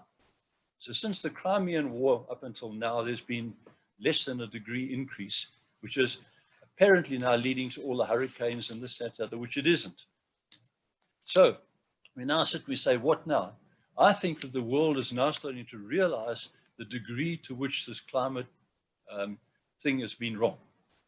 And so they're saying, this is not going to pan out. Now what? So I see a rapid increase in the interest in nuclear, and particularly the interest in small nuclear. So I'm very pleased to see the amount of public interest that's now coming about. There's numbers of people that are saying, oh, we've got to start looking at these small reactors. And so I see the small reactors as the future. It doesn't mean that the big reactors won't also be available. Of course, yes, we build the big reactors too, where the country needs that size power, where you've got the water, where you've got the advanced technology. But there's a future for small reactors. Fuels will be uranium, fuels will be thorium, and thorium will have to come into play, because of a number of the natures of thorium. So I see this as a world trend that is not going to stop. And I see it accelerating in the close future. Thank you, Dr. Kemm. Thank you so much. So I don't know, are there any questions for Dr. Kemm's presentation? Yes, David Turvey. You talk about modularization, you talk about small scale. That certainly has been evident in uranium-fired power generation. Is that directly applicable to thorium, and has work been done on small and modular? Please. Yes, the modular issue, to my mind, there's been sort of two interpretations of the word modular. Here in South Africa, when we started building the pebble bed modular reactor, the word modular meant that we designed it that you had one control room and you could put one reactor on it, but then you could add up to like 9 more, to up to 10 reactors, module by module, added on to the single control room, like a large locomotive, like a large train.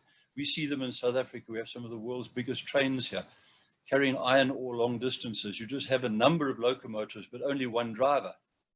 So the idea was that you could add reactors as you wished onto one control room. And that meant that countries that wanted to watch their expenditure could plan expenditure for one reactor at a time. You didn't have to commit to a huge, say, 3,000 megawatt plant. The modular reactors, by the way, were about 100 megawatts initially, so very small in comparison to a 2,000 or 3,000 megawatt plant. So that was what modular meant. Now, if anything, there's modulars, meaning that you can mass produce them in a factory, which obviously is a very important factor. Just have a look recently. Another interest of mine is space travel and so on. And Elon Musk, who's been launching these rockets, Elon Musk comes from Pretoria, where I live. And what's absolutely unbelievable is these rockets go up to the edge of space and then reverse down and land on the ground vertical. A few years ago, if somebody said, look, that's a possibility, I would have said, no, you're dreaming. But I would like to watch live every one of these launches that takes place, going up and coming down and then landing where it took off from. Because he's able to bring the price down dramatically by reusing the rocket, not throwing it away in the ocean. Now, with modern technology, you'll find that things can be done indoors in a factory. Now, some time ago, I was talking to some American specialists on building big reactors. They were saying in the earlier days of the 70s, when they built reactors, they had to weld everything together on site to make sure it all fitted. But they built something indoors, and they said they built a huge assembly indoors with 200 fitting points on it. Now, these are all put together by laser beam and so on and so forth. When they took that out to install it on site, everything fitted perfectly. Here in Pretoria, we have a BMW plant. The second BMW plant in the world was built in Pretoria. We also have a Ford plant. If you go and have a look there, you'll find the cars are all assembled now with laser beam measuring and so on. So the accuracy is absolutely precise. There's no more the welder having to guess or use a ruler or something. It's done with such high tech that you can now build reactor parts indoors on a production line basis like a motor car plant. And if you're wanting to build 10 small modular reactors in 10 different places at the same time, you can build the parts indoors, carry them all out to site, and everything should just click together like a Lego set. That now should dramatically bring down the price, that you can have a production line basis indoors and not now feel that you've got to have incredibly skilled craftsmen on site, hand building effectively a reactor. We see it also obviously with aeroplane construction, same thing. Look at an aircraft like the Airbus. The Airbus is not made in one place. It's made in different countries, different pieces, and they're all brought together and it all links up. That technology is available now, which wasn't available in the 1970s. So the mass production of nuclear reactors to bring the price down is dramatic. Another thing is reactors are incredibly safe. Look at Fukushima. I'm forever finding I'm at social functions, people, oh, but look at the lessons of Fukushima. Yes, let's look at the lessons of Fukushima. How many people were killed by radiation at Fukushima? 0, not 1. How many people were harmed by radiation at Fukushima? 0, not 1. How much private property was harmed by radiation from Fukushima? None at all. They did an investigation afterwards. What are likely to be the negative long-term medical effects from radiation Fukushima? Answer, nothing. So in other words, Fukushima was a wonderful illustration that nuclear is far safer than anybody anticipated. But what happened? They said, look what happened to Fukushima. Let's increase the safety on nuclear plants around the world. There were some people welding chains onto their nuclear reactors and anchoring chains to the floor. To my mind, that's nuts. What we should have done is eased up the safety by 10, 15% and said, it's proven that what we've done is right. Fukushima was an old plant. It was hit by the biggest tsunami that ever hit the country, the worst earthquake of that sort that ever hit the country. And still nobody died and got hurt. It was a financial disaster for the owners, but it certainly was not a nuclear disaster. It was an ordinary industrial disaster like a fire in a chemicals plant or a failure in an oil refinery. So that shows you just how incredibly safe nuclear is. So the inordinate amount of safety put onto nuclear has pushed the price up a lot. But I must say, I'm all in favor of that. Like in the aircraft business as well. In nuclear, here in South Africa, like anywhere else, if you're part of the International Atomic Energy Agency, in the case of the Koeberg nuclear reactor, you can't go in and out certain doors without signing pieces of paper that you're opening and closing a door. There's electrical alarms that this door and that door can't be open at the same time. Incredible precautions, and this becomes a way of life. People hardly breathe without signing the piece of paper and doing this and doing that and doing that. And that has set a very good culture amongst the nuclear people, that you don't make mistakes if you possibly can, and everything is so backed up and backed up and backed up yet again that it is incredibly safe. So that's a very good start to the way in which we carry on now with nuclear power. And I would foresee the mass production in indoors and factories of parts and trading around the world. You'll find one country can manufacture these parts, another country can manufacture those parts, like they do with motor cars, send the parts to each other, and then final assembly takes place wherever you want it to take place. So reactor construction times are coming down dramatically. You'll find the latest nice big reactor that's been built in the world, which is a favorite of mine, is Baraka in the UAE, which has 150 South Africans working on the plant, and we're very proud of them.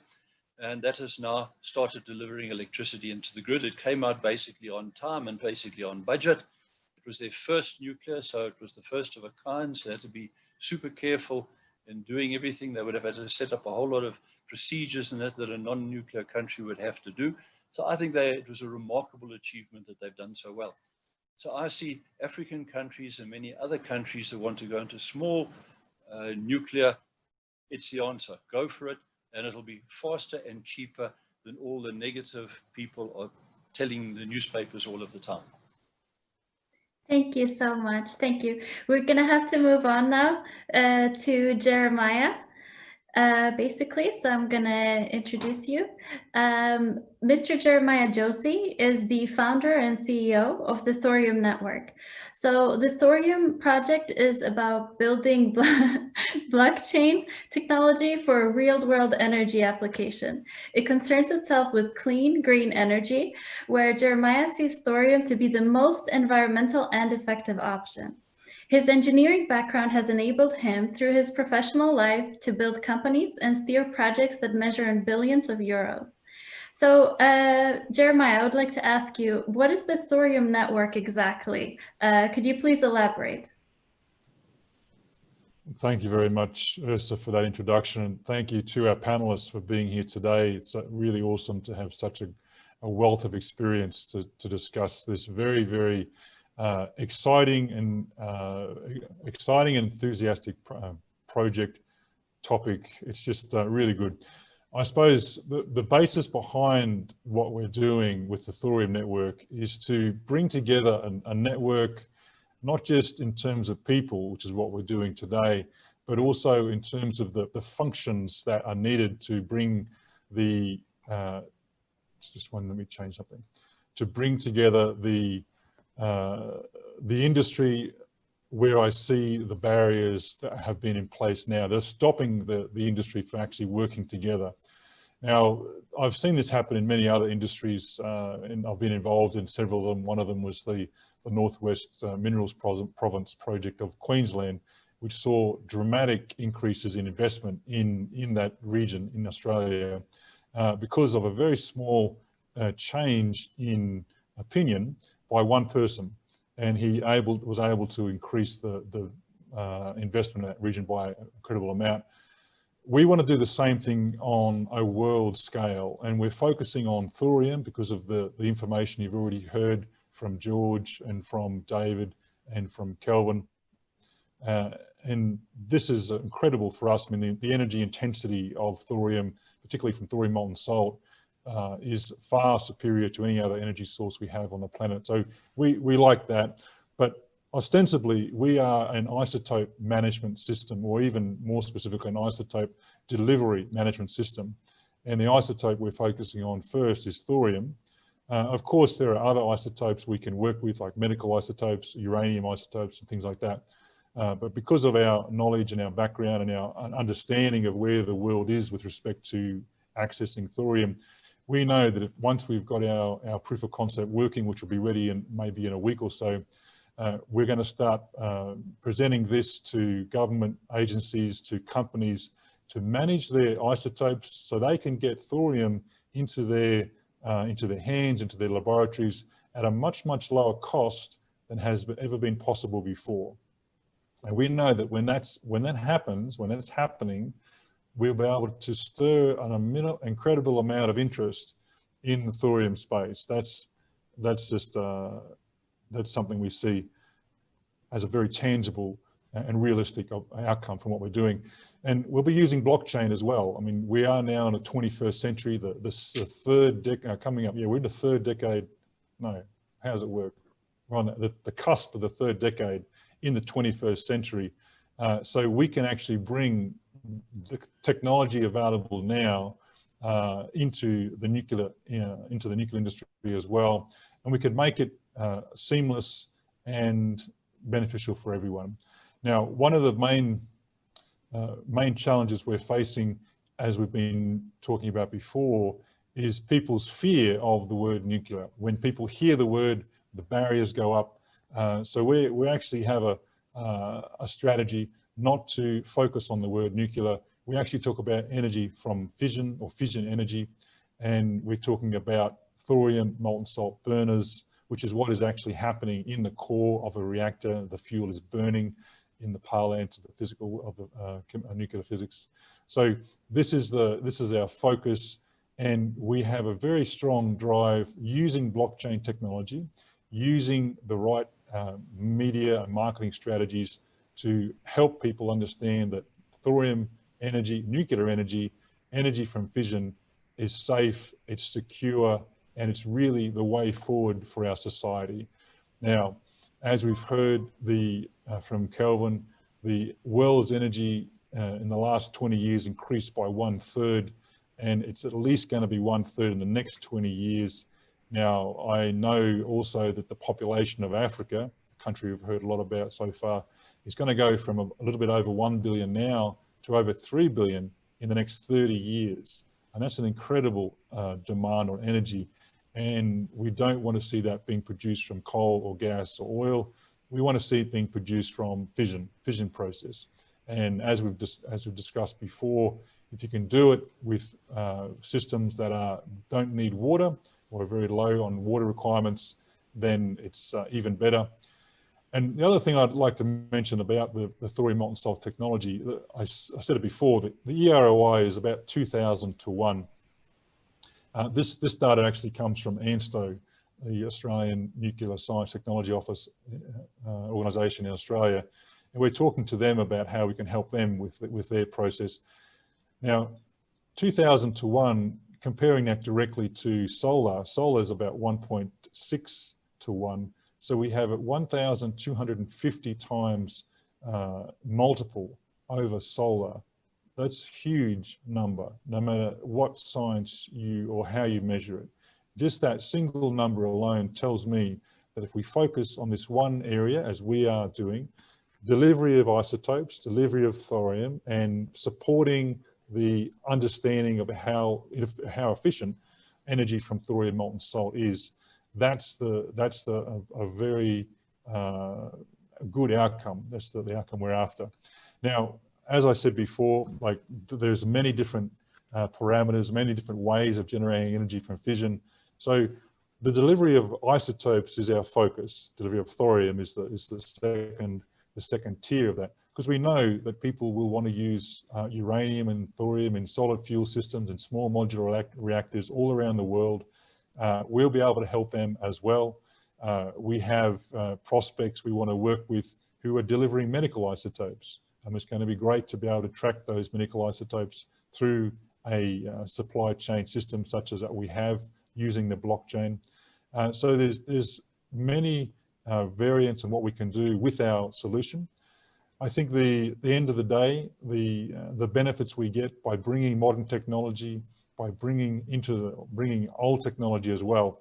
The irony of this is that our modern internet, the blockchain, all of this work was done in the 60s and the 70s. I'm talking about the HTTP protocols, the cryptographic technology was all developed in the 50s, 60s and 70s, as well as fission energy was also developed then as well.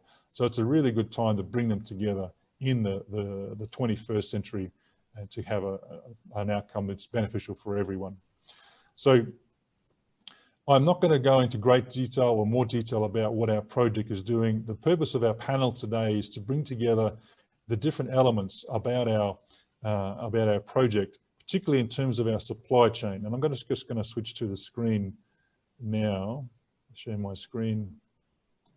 Okay, so our main focus is to deliver thorium using supply chain technology, using blockchain technology. But thorium is an isotope. We can manage any isotope with our technology. And this is a good description of our entire process, starting in the bottom right-hand side from supply, which David Turvey really described well, where we can get it from in the world. The processing, moving anti-clockwise, we then have processing of the thorium to crack it out of the monazite or the other forms that it's held in the ground. We have the security systems that need to be applied. Remember as well, we are developing a system that's fully compliant with all world regulations for moving isotopes anywhere in the world. So security, shipping, analysis, eventually power production, waste handling or remnants as we like to call it, because there's very, very little waste, very little material left over from burning thorium in a thorium molten salt burner. And then we have the energy buyer as well. And each one of these areas I've just described, the supply, processing, security, shipping, analysis, production, waste handling, they all will be managed on our blockchain system. Now, this is not an unusual thing to do. There are many other, there are several other applications of people who are applying blockchain in a complicated way. I would probably say we've probably got the most deepest way of handling material on a blockchain, but we know that we can do it. We've got very good relationships with some very good large partners around the world that we can work with to do this. So we're comfortable about this entire situation. Now, once we have this proof of concept working, like I said, it'll be about maybe a week or so away, we'll have that. And we'll be talking to some of the producers of medical isotopes. We're going to create a lot of interest in the management of fuel or fuel supply chain, putting it in, and by putting it into the public domain, we can create a lot of public debate and discussion about this as well. One of the other reasons we like to promote thorium is because it's very, very difficult to make weapons from it. And Dr. Simnett will talk about that after myself. So by having thorium and having it's difficult to produce weapons from the material, having on a blockchain enables public scrutiny of the material, of wherever it is on the supply chain, including if it's sitting in a warehouse for 20 years or sitting in a power production facility for 5 years. That information will also be on the blockchain and people can see the decay, the conversion of the thorium, all of the isotope into energy. They can see the energy coming out. They can see the remnants, the waste coming out. They can see where it's being stored. And that's going onto a blockchain that's designed to last for 1,000 years.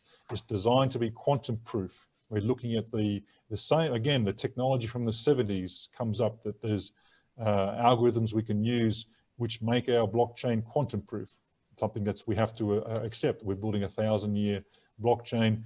How is the world going to be in that time? Well, we have to have something that's going to be around then, even if we're not. So that's the scope of our project. We understand there's a lot of things to be done in lots of areas. That's why we're doing this this panel today. We're launching the consulting group, the consulting division activities of our group.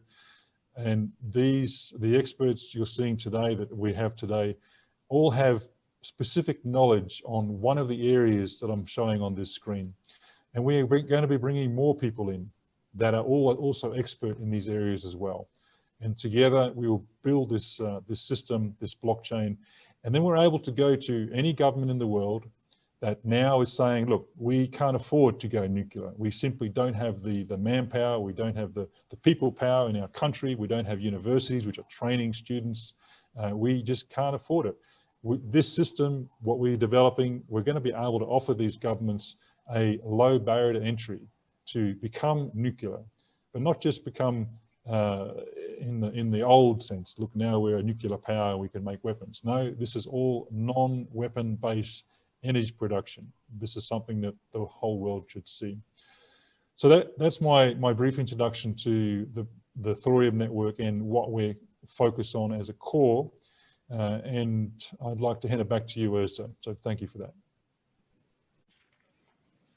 Thank you, Jeremiah. So any questions on Jeremiah's presentation? No? Okay, everything clear? Okay, so next up is Dr. Dian Kemp. So Dr. Dian Kemp is a nuclear chemical engineer at the Thorium Network. During his PhD, he developed a new chemical process to extract valuable rare earths from radioactive monazite and thorium. The process Dr. Kemp developed is more efficient and cost-effective than using conventional monazite processing. He worked at Nexa applying these processes for almost 5 years as a nuclear chemical engineer. So Dr. Kemp, would you like to speak a little bit about the mineral processing ambitions of the Thorium Network? Thank you. Thank you, Yrsa. And also, as Jeremiah said, I would like to welcome everybody to this panel that we have put together. Now, to start off, Jeremiah said the Thorium Network is our main objective is the significant question that we have to answer first, which is where are we going to get it? And we have to produce it. And after that, once we've produced it, we need to place it somewhere. And that is where we're going to supply the blockchain on his thing.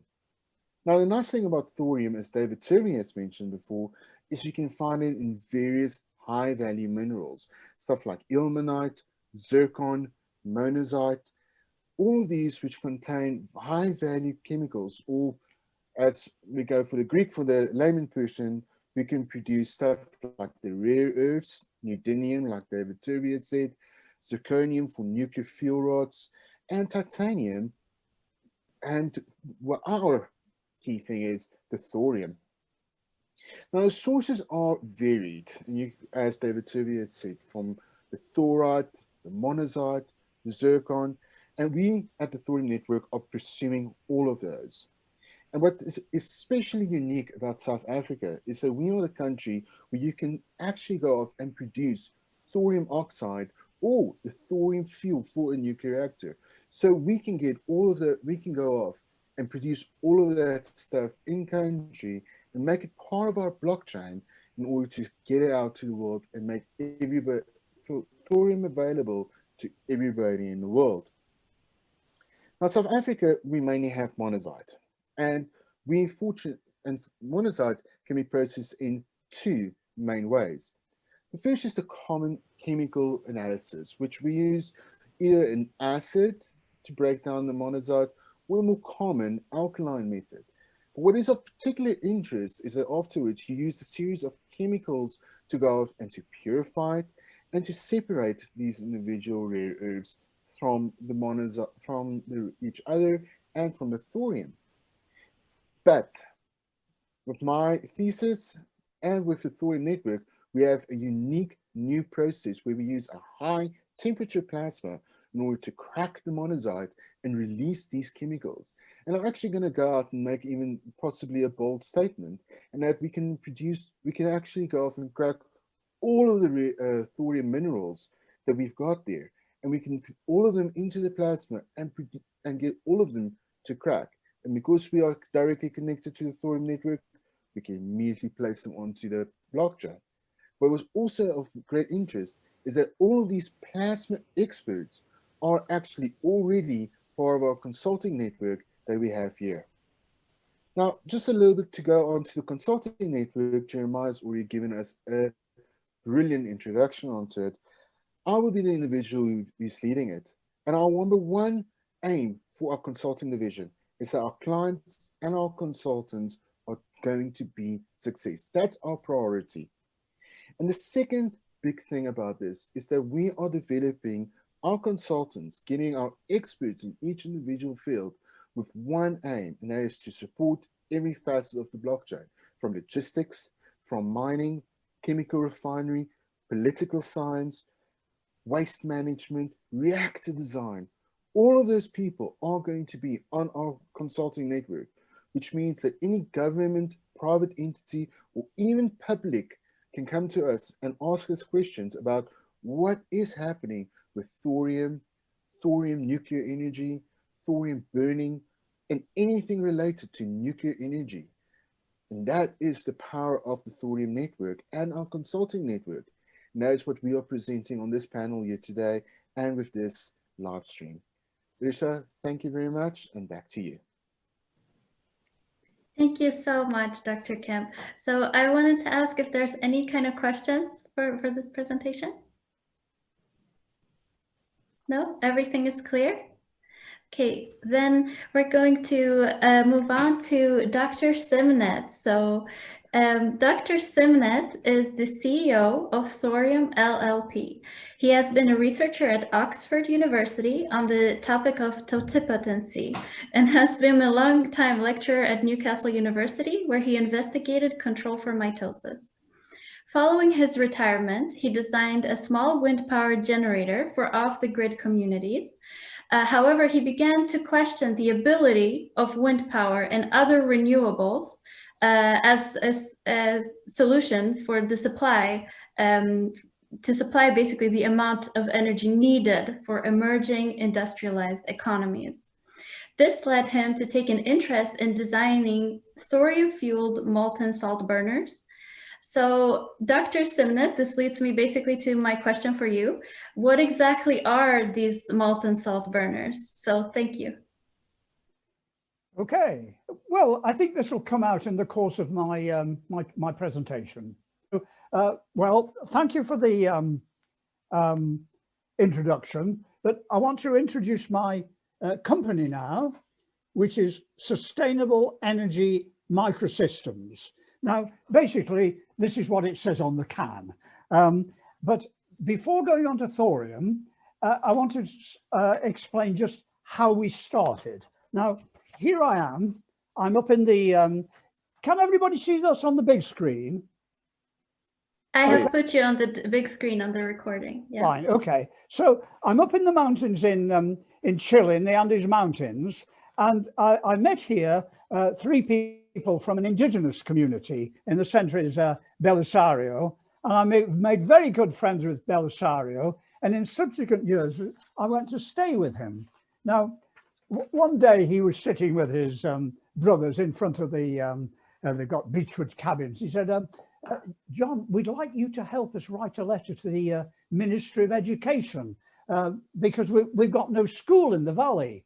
And so I said, well, you know, you speak better Spanish than I do. And they said, we think you'll know what to say. So I thought a bit. I came up with this. I said, because we're indigenous people and we live in a remote part of the world, this doesn't mean we're anthropological dinosaurs. I said we're just as part of today's world as somebody living in Chicago or Tokyo, and we want the same opportunities for our children. And they literally got up and said, "Juanito, that's exactly what we want to say." So this made me realize that, like what they said, wherever you are in the world, you want to be part of that world, and you want to have an influence on that world. Now, how do you go about that? You've got to have communication. Well, these people live in a remote valley in the Andes, very little communication.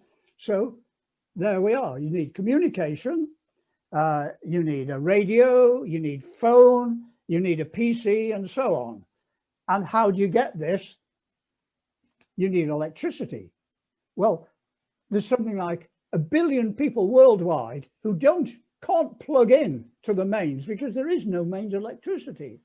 So what I did on return to my country, I set about myself addressing this problem, and this is what I came up with. It's a small wind power generator that's driven by a little propeller based on neodymium magnets, which is already thought about. So where we are with that project at the moment, I'm going to produce this in the form of a self-assembly kit, which will sell very cheaply and could be taken to anywhere in the world, and could also be used in schools for teaching science, technology, and engineering. Now, when I got this far, of course, we're coming onto the time when people were really beginning to think about climate change, and people, oh yes, John, you know, renewable energy, you know, we'll get all our energy from the sun and the wind. Well, I knew from my own experience that this wasn't true. So then the option was, well, what else have we got that isn't fossil and doesn't emit CO2? And of course, the answer is nuclear. But of course, then you come up with, ooh, nuclear.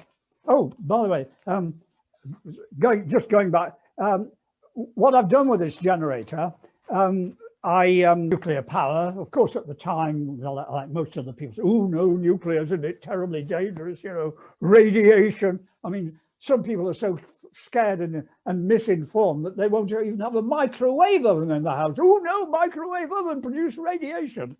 So I had to educate myself, or re-educate myself.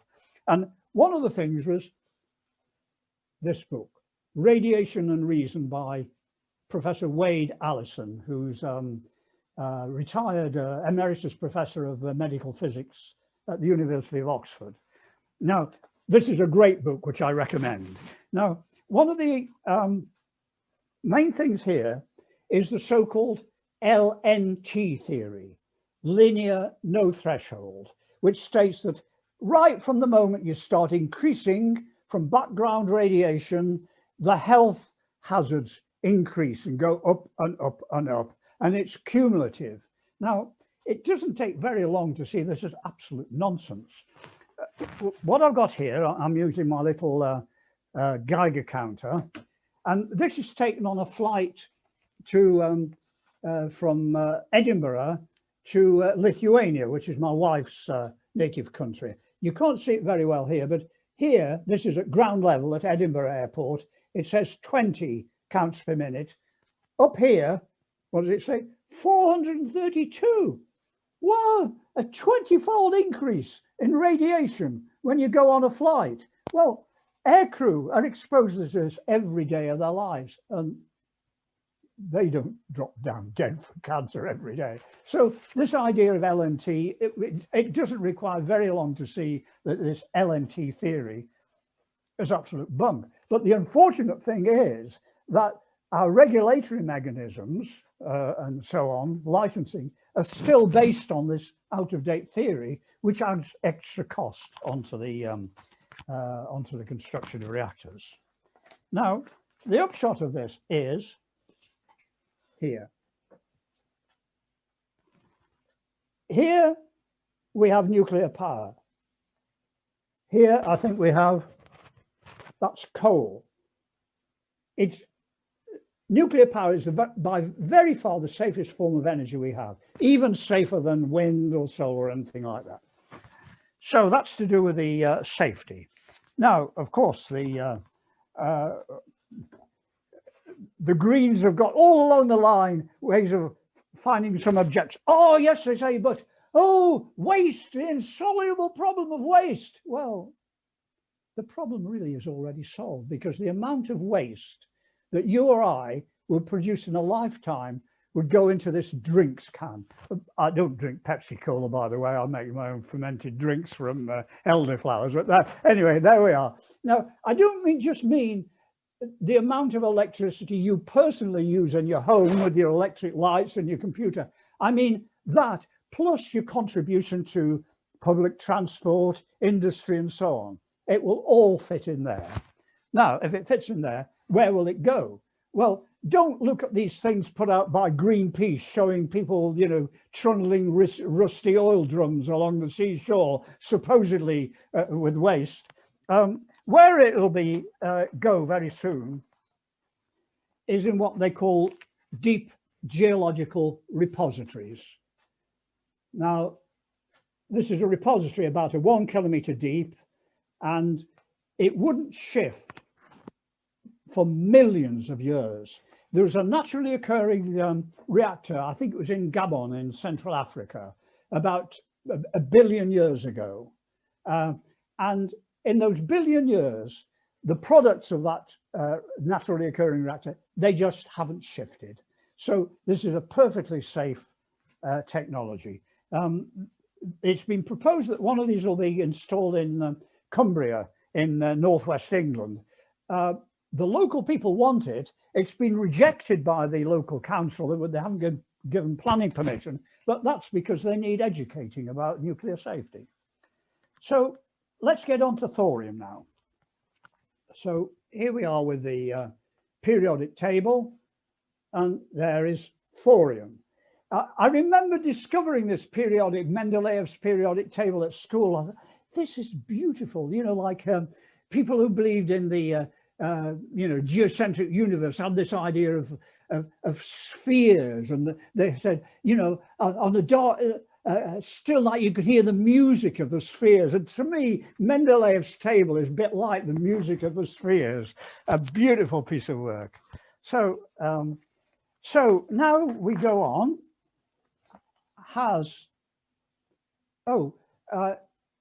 Yeah, I think I missed something out here. I'm talking about, if you're going back, talking about, because all existing reactors almost are based on uranium, but uranium isn't sustainable. We've only, at the present rate of consumption, we've got about enough for 100 years. Probably, you say present rate, well, the rate of consumption is going up. It might be as little as 60 or 80 years. So what have we got? Well, thorium, it's about as common in the Earth's crust as tin or lead, not as common as calcium or iron, but it's not by any means a rare metal. And if we were using that as a fuel, there'd be enough for thousands of years operation of nuclear reactors. So we're going on to this now. Has a nuclear thorium reactor ever been produced? The answer is yes. This is Professor Alvin Weinberg at the Oak Ridge National Laboratory in the USA. And this work was done in the 1960s. And he produced a thorium reactor. I think here it's producing, I think that says 6,000 kilowatts or 6 megawatts. This ran successfully for a number of years. But it was closed down by, we then called him Tricky Dicky, President Richard Nixon. He said, it has no military application, meaning you can't make bombs from it. Well, of course, now we consider that a big advantage. Anyway, there we are. I think there was I don't think that was the only reason. I think there was a bit of anti-Semitism going on as well there, because at least that would have appeared so to Alvin Weinberg. Now, the idea was resurrected by Kirk Sorensen. Now, he was working for NASA, and he was given the job of devising a method of powering colonies on the moon. Now you might say, oh, what about solar power? We can see the moon. Night on the moon lasts for 2 weeks. What do you do in 2 weeks with no solar power? And of course, there's no wind on the moon. So he resurrected this idea of thorium reactors. Now, a big advantage of a thorium reactor is that well, put it the other way around, uranium reactors work at a very high pressure, 150 atmospheres. So for this reason, they need steel pressure domes, which have to be surrounded by massive concrete foundations and so on. This is very costly because a large amount of the work has to be done on site. Now, uranium can be presented in the form of molten salts, like usually fluorides, and these operate at atmospheric pressure.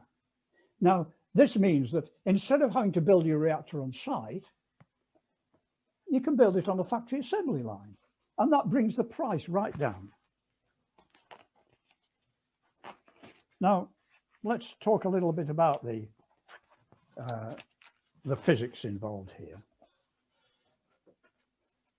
Now, the critical thing is that to get fission going, you need it to be bombarded by neutrons. And then those cause it to fission. And then more neutrons are liberated, more fission, and you get the chain reaction. Now, that's because uranium produces its own neutrons. Now, thorium doesn't. So that's in a sense, the thorium cycle. Where are we? That's the thorium, and here's a neutron. Where do the neutrons come from? Now, there's three principal ways. One is a linear accelerator. Now, this is one that's been developed at the University of Huddersfield in the north of England by Professor Bob Sawinski. He's retired now and he's devoting himself to playing his guitar. I think you can find him on YouTube playing his guitar. But we rejected this idea because it adds extra cost and it adds extra weight in a situation where we're trying to keep the weight down. Now, another possibility is this. Now, this is what's called an inertial electrostatic confinement fusion reactor. It's actually a fusion reactor. But you think, oh, huh? Why don't we have them now producing energy? Because, you know, there's multiple billions of pounds going into development of fusion energy. The reason is that they can't produce any net energy. To run them, you have to put more energy in than you get out. But the beauty of them is that they're extremely simple to make. People build these hobbyists build them in backyard workshops. They call them fusers. But again, we rejected this because extra cost, extra weight. So in the end,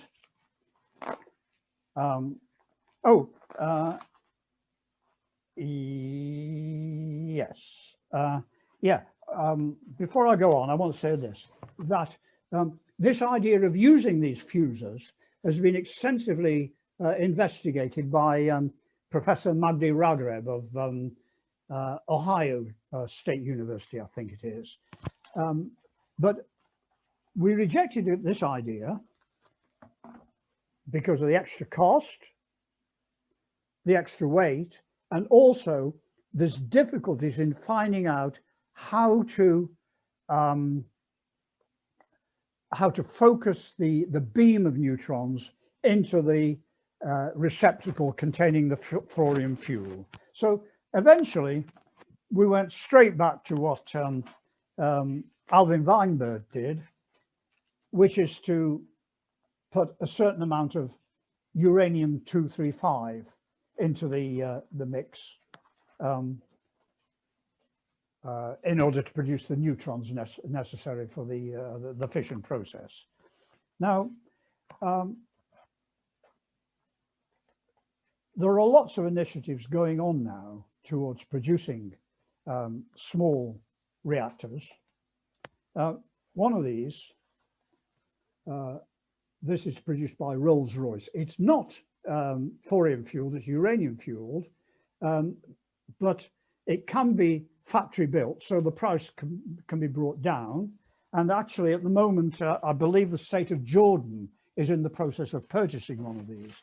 But you see, when they talk about small reactors, they are still talking about, I think, anything less than 500 megawatts. Well, we want to bring it down to somewhere between 2 and 10 megawatts, which would be light.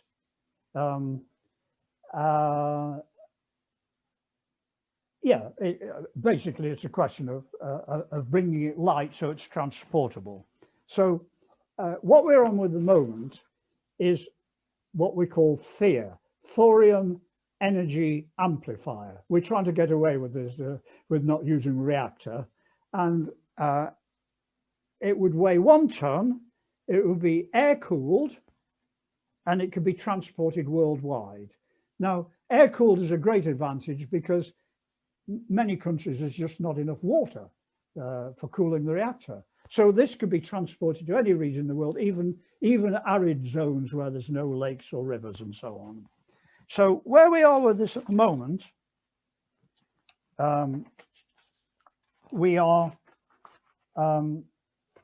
commissioning the University of Lancaster, which has a very powerful department of nuclear physics and engineering, to design this reactor. And basically we've got our begging bowl out for money. Let's go back and think some of the further advantages of thorium. Now, we've got this concept of the estimated return on investment. Of course, you make money of it because you sell the electricity, but you've got to put money into it, constructing it and buying the fuel. Now, it's reckoned that to be commercially viable, you have to have this so-called ROA index of at least 7. Now, solar is 1.6. Wind is 3.9. But with your light water reactors, 75. All right, you know, 75 increase on the value of what you put into it. But here, thorium molten salt reactors, 2,000 times.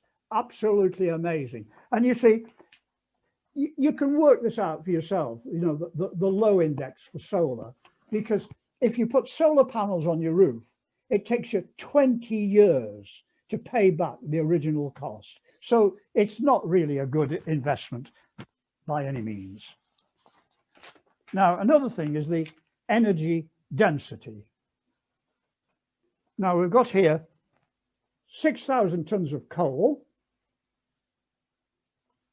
1 ton of uranium, but this comes down to about 5 kilograms of thorium.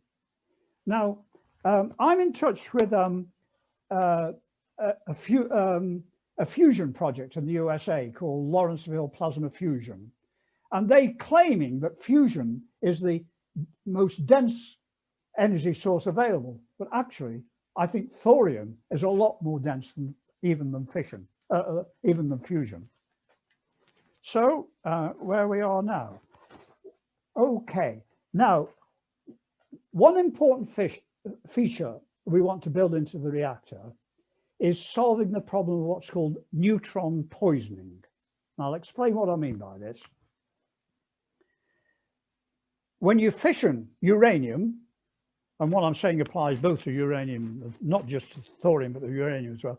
When you fission it, you're left with two groups of elements of roughly half the atomic weight of the original. One of these elements is iodine-131. Now, that has a very short half-life. I think it's only about 6 hours. And it decays into xenon-131. And xenon is a very powerful absorber of neutrons, which slows your reaction down. And in fact, this was the reason behind the disaster at Chernobyl. The operators didn't understand, when the power output went down, they didn't understand that it was due to xenon poisoning. They removed the control rods, and of course there was the disaster that we know about. So how do we propose to get rid of the xenon, the neutron poisoning? Well, these are substances called MOFs for short. It stands for metallo-organic framework. And basically it's like a three-dimensional lattice which acts like a sponge, and it can absorb. I mean, at the moment they're being used by, you know, the enthusiasts for hydrogen as a fuel, which I'm not, but they're thinking of using MOFs to store hydrogen fuel. But we could use it for absorbing the xenon poisoning. So where are we? Now, we started off by thinking about this as, you know, an answer to getting rid of fossil fuels, carbon pollution, and so on.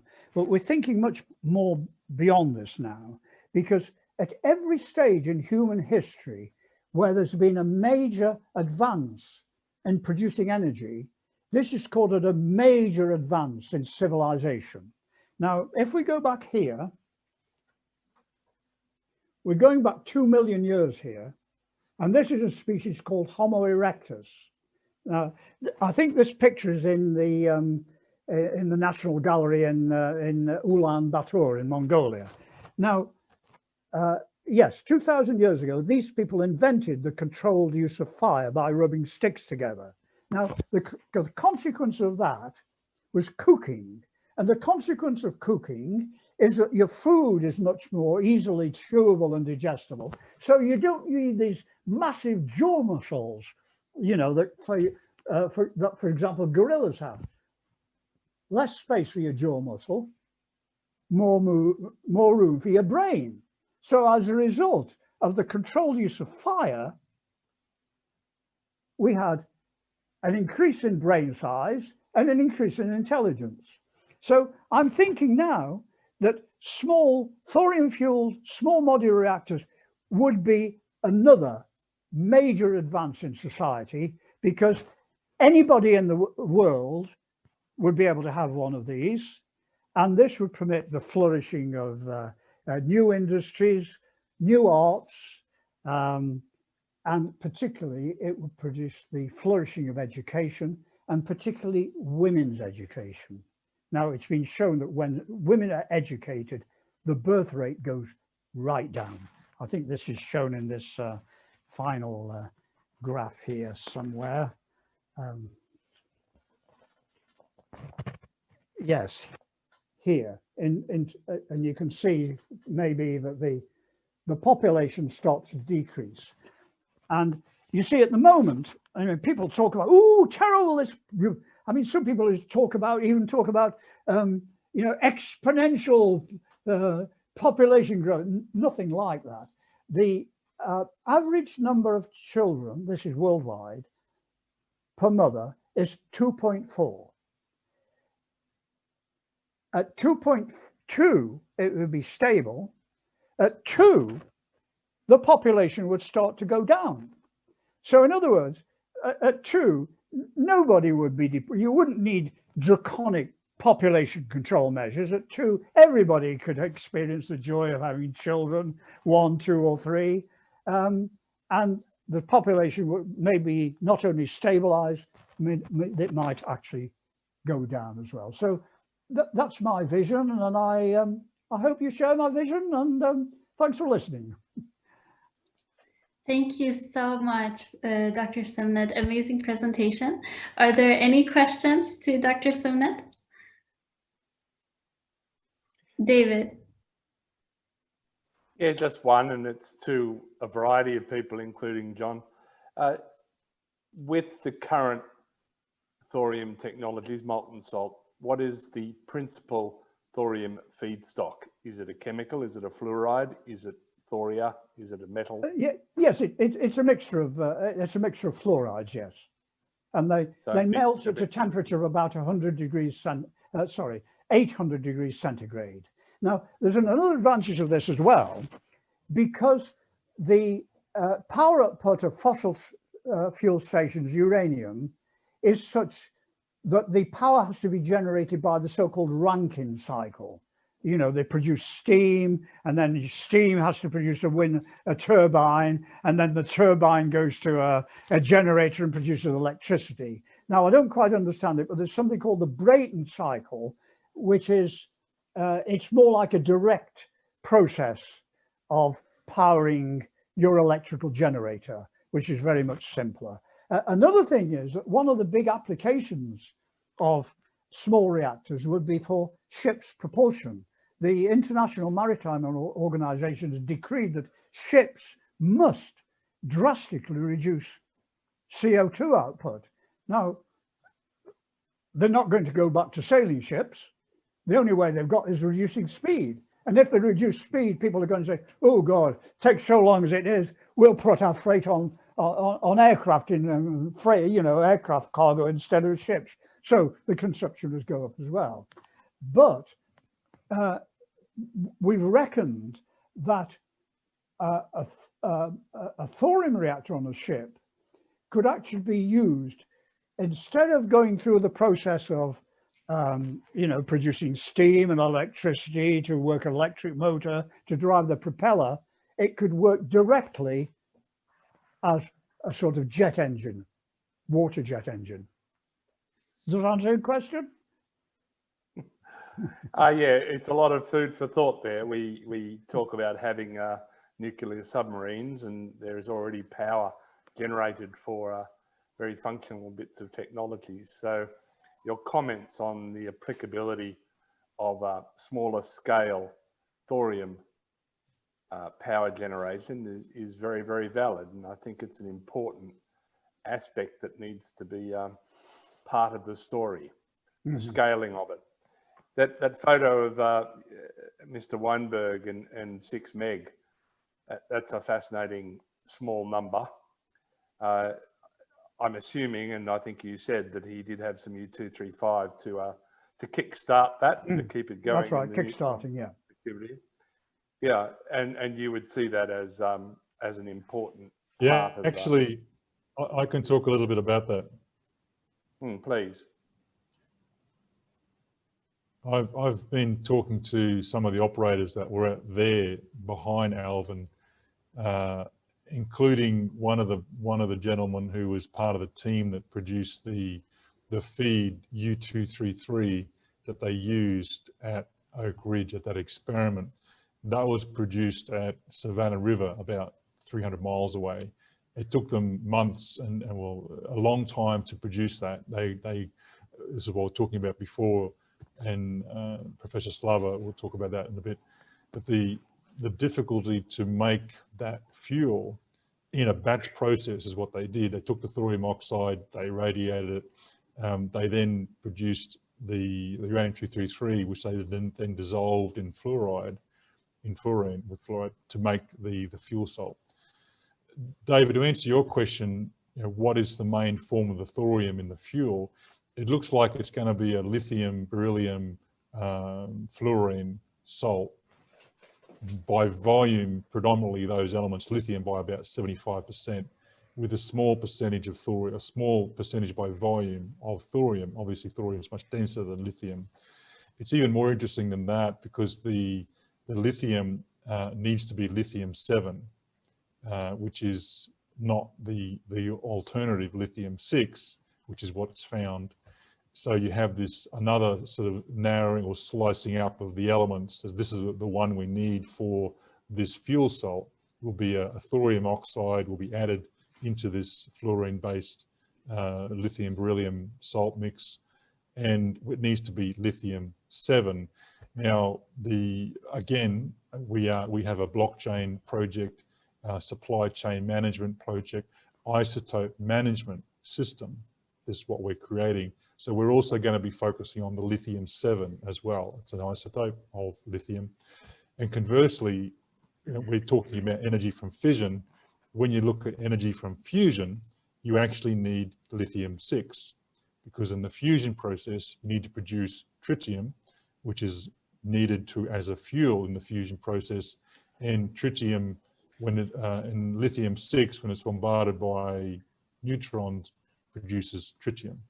And that's the cycle on so lithium 6, fusion side, lithium 7, you don't want lithium to produce tritium in a thorium molten salt burner, so you have to use lithium 7, and that prevents you from producing your tritium. So I'm just sort of giving you more sort of breadth on that, on your question. What is a form of a thorium in the fuel?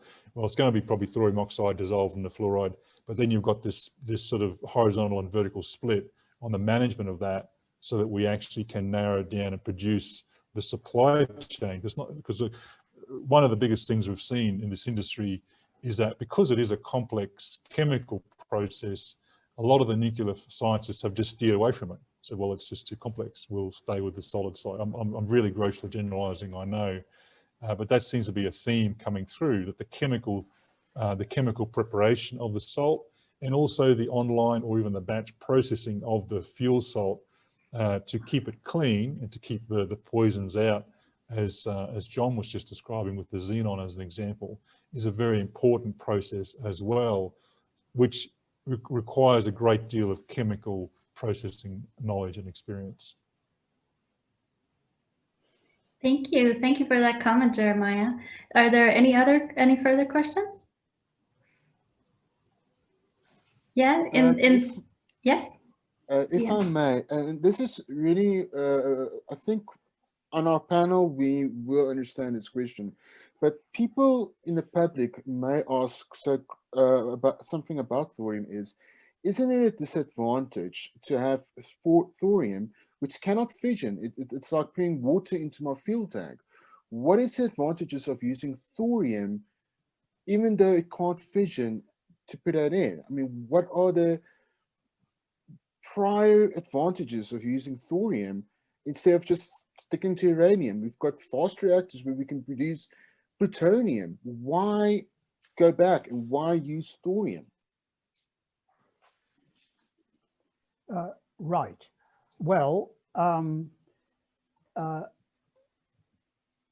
we mustn't get caught up too much with this question of the terrible problem of waste, as I've already explained. But nevertheless, uranium waste is long-lasting. I mean, it's got a half-life of some of the things, I think, thousands of years.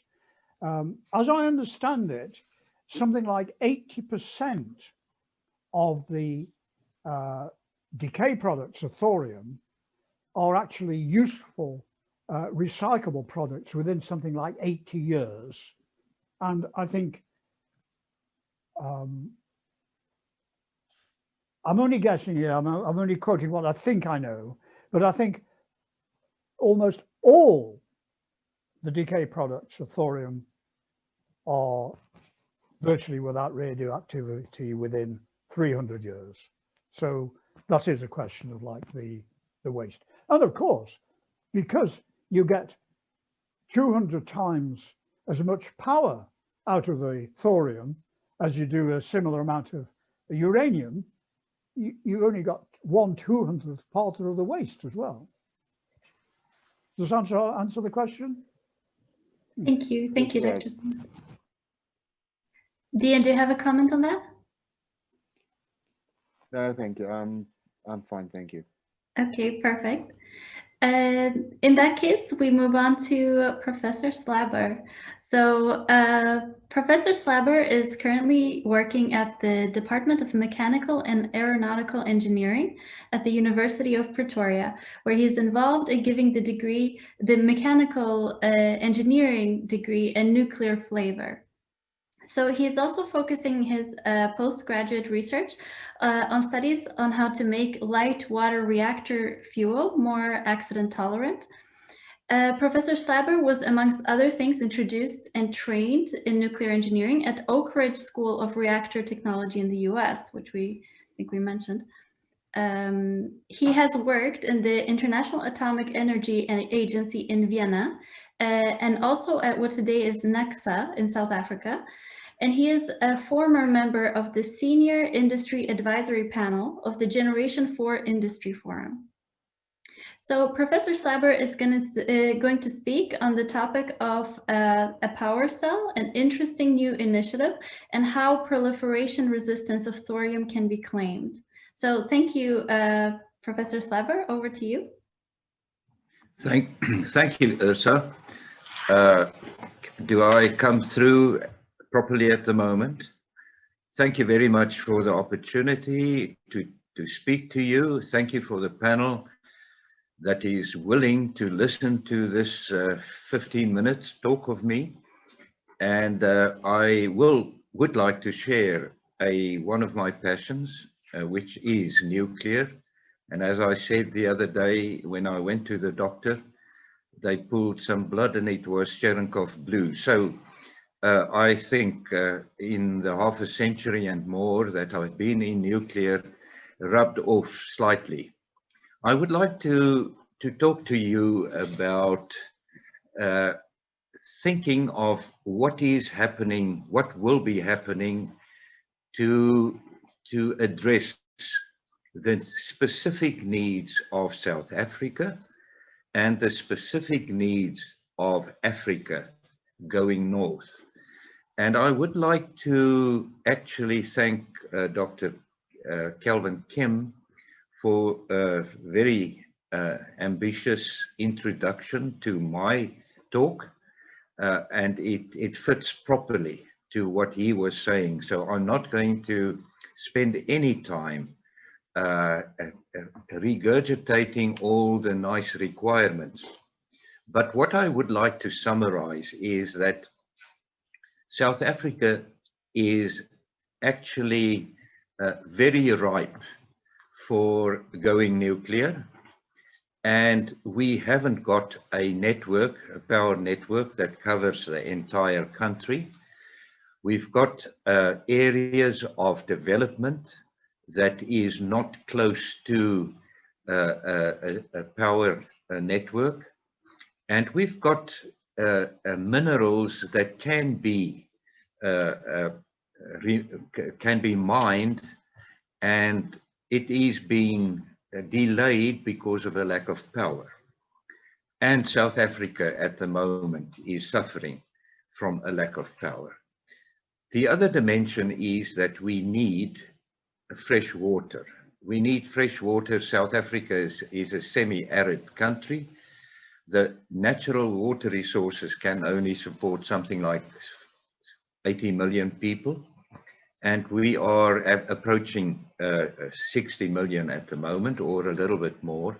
So we came up with an idea which is something similar to cell phones, that you have certain cells of power generation, and we call it the power cell. Now, this is actually addressing the shortcomings and the intermittency of wind and solar by coupling onto a mini green network, and we living in harmony, nuclear, wind and solar. And this is the definition of the power cell. And I would like to give the panel just a brief look and overview of what this contains. And then I would like to address the requirements for the generation 4 nuclear systems going forward, the 4 main requirements. Now, first of all, the components in the power cell is the following. First of all, the backbone of the constant supply of power by the power cell is an advanced micro reactor of a thermal power of 10 megawatts.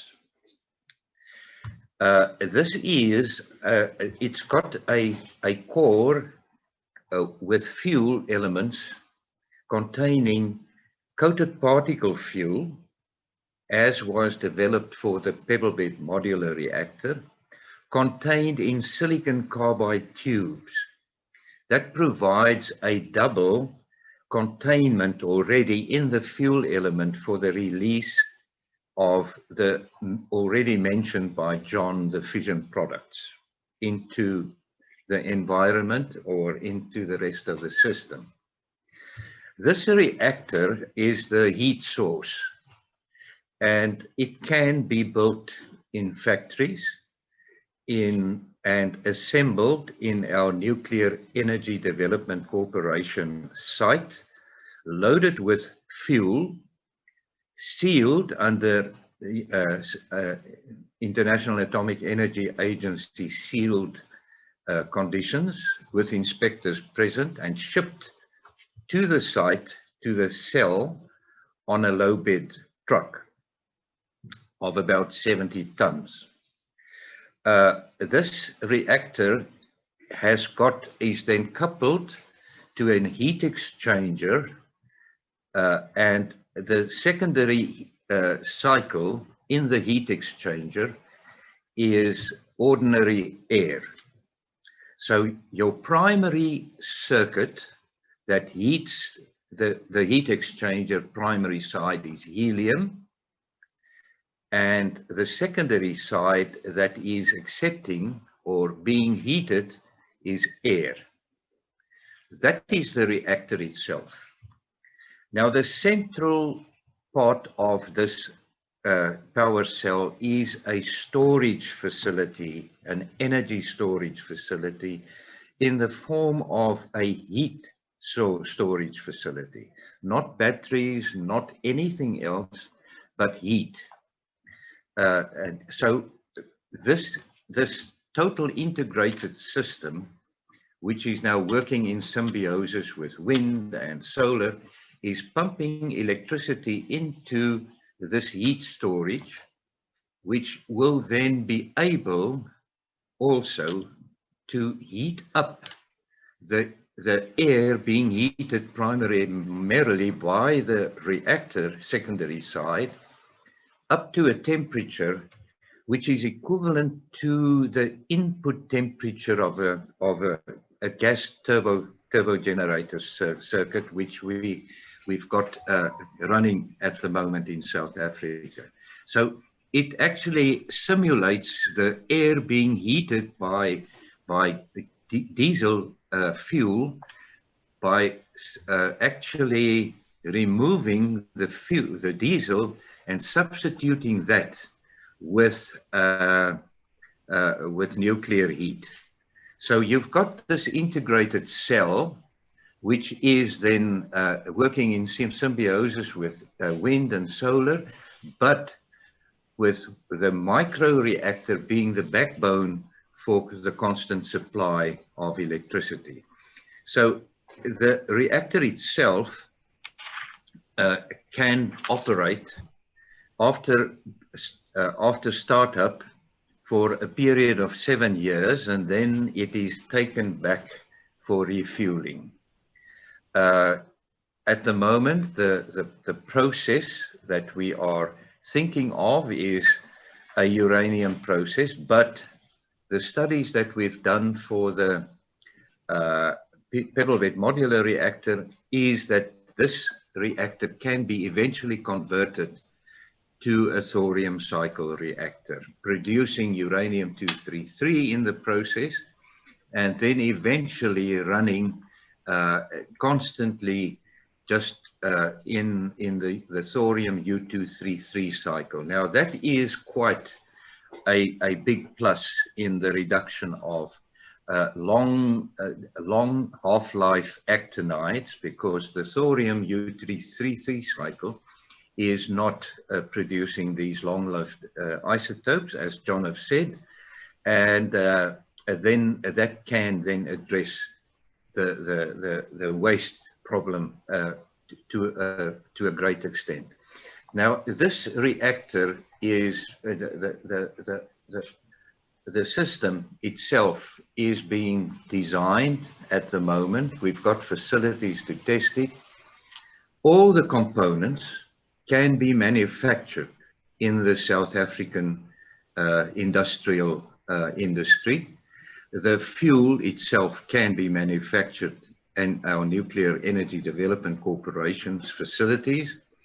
And the only reliance on external supply of material is enriched uranium. I just want to put this to you as a summary of the system itself. Now, the Generation 4 International Forum specifications for future reactors is inherent safety or enhanced safety, and this is addressed by this design using the double silicon carbide containing containment of the fission products. The proliferation resistance, that's the second requirement of the Gen 4 future reactors, is addressed by a totally sealed system. It is sealed at the Nuclear Energy Development Corporation, and it's unloaded there. So there's no access for diversion possibilities at the power cell. The minimization of nuclear waste is actually done by means of the silicon carbide, which contains the waste itself. It can be put in underground facilities just as it is, because silicon carbide is a very stable compound. And then the fourth is sustainability. Now, I would like to say that the total analysis of this system provides for high temperature production of hydrogen by means of high temperature electrolysis, and the waste heat from the generator can be used for desalination purposes. So in this cell, one has first of all constancy of electricity supply. We've got a symbiosis with the so-called green systems, which is wind and solar.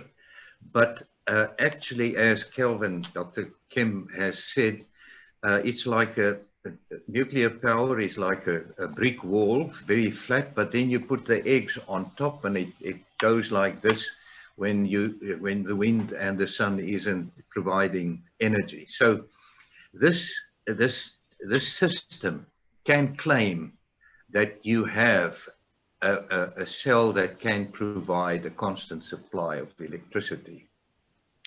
So we are addressing the four aspects of Gen 4, and we are addressing the very real requirements of South Africa.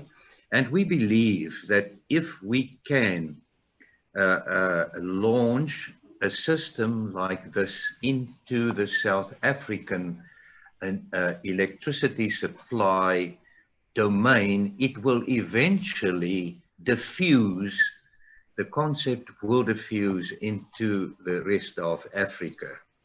And as I said, one can then imagine that a lot of new initiatives can be launched because of the availability of electricity.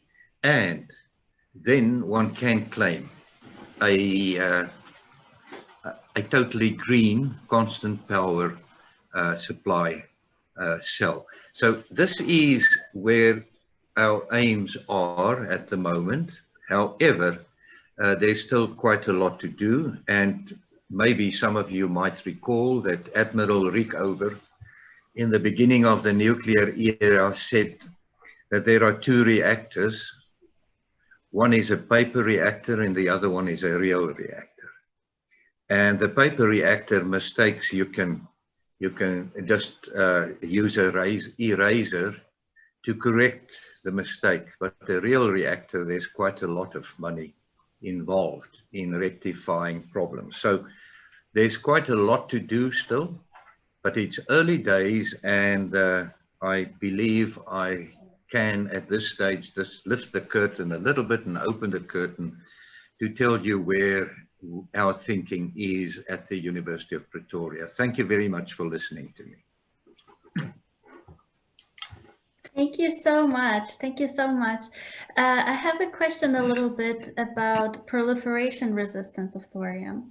In what way do you believe thorium is, could you explain this basically a little bit more to us? Yes, thank you very much for the question. I knew that that will come up. The thorium is also it's not a fuel, as we all know. It can fission with fast neutrons only. It is fissionable, but it's not fissile. But in a reactor like this, one can produce fissile material by the neutron absorption in the nucleus of thorium-232, creating thorium-233, and then by beta decay, it decays to protactinium, Pa-233, and then to uranium-233. And uranium-233 is a material which could be used in a nuclear weapon. So the proliferation activities and the focus is to keep a good eye on the production of and the non-diversion of uranium-233 for non-peaceful purposes.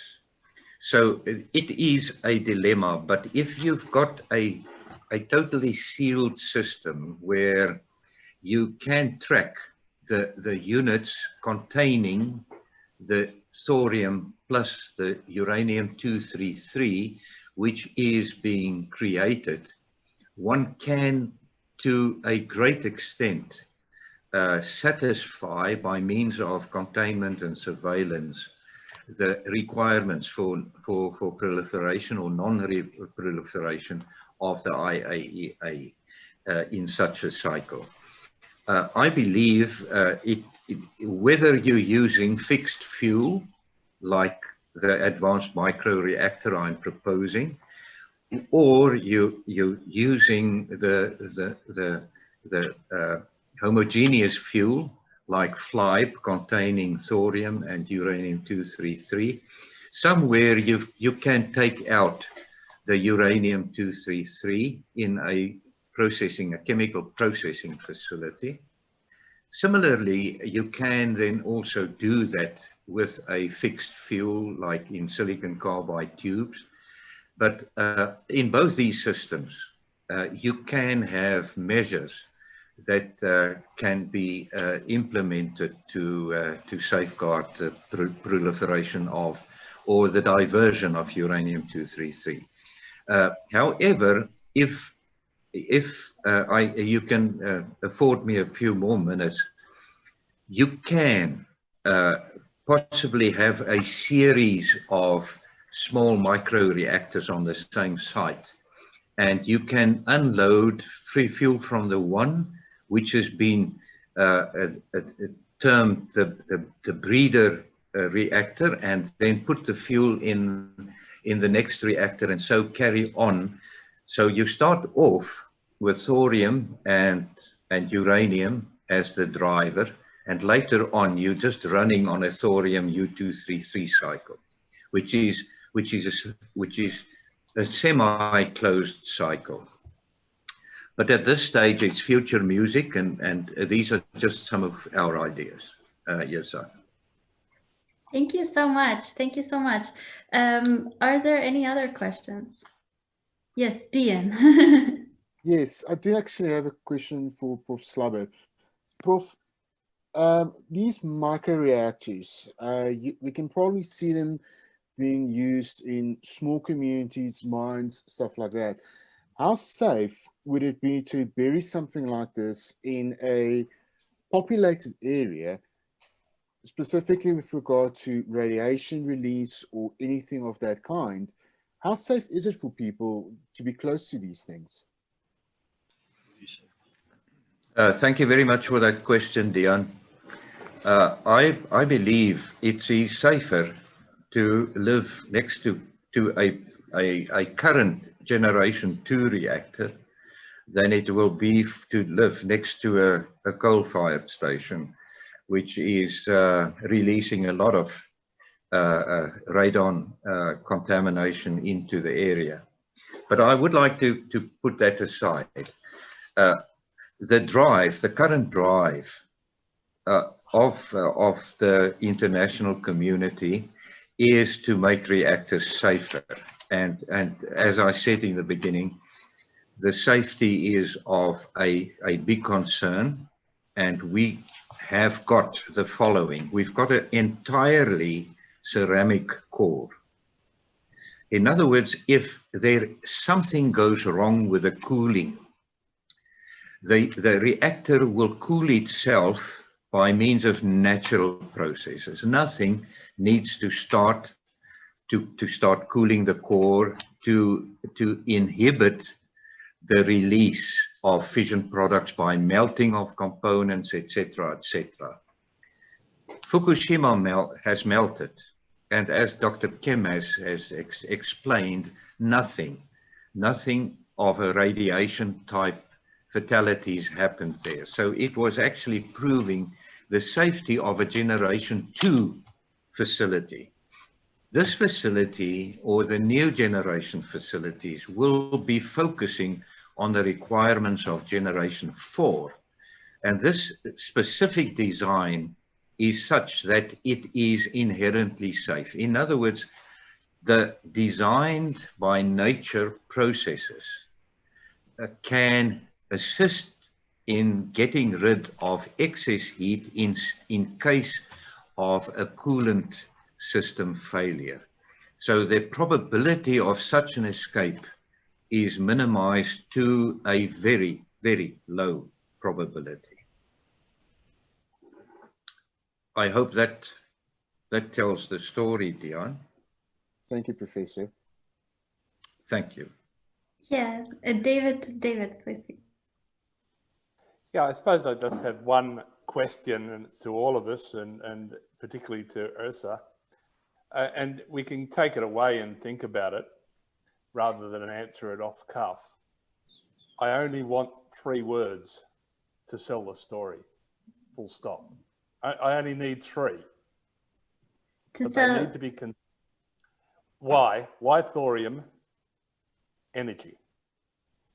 The simple question, I've asked the question, why thorium energy? I only want 3 words. A professor has just used one, safest. I quite like the word safest because it ends in the EST. And I think that would be one from the professor. So when you're dealing with ideologies and you're actually wanting to introduce something, it's not that it just has to work and you don't explain it. People have to love to want it and need it. And those people don't want to be informed. They just need to get on the ride. You just have a look at how Elon Musk operates. He doesn't care about the science necessarily. He knows it will support him. He's a force of nature in selling things. So I think the greatest issue for this, and I like it because I've gone through my checklist and it ticks all of my boxes, but I only want 3 ticked, and they have to be consistent, and people have to love them. They have to buy them. we have to sell it.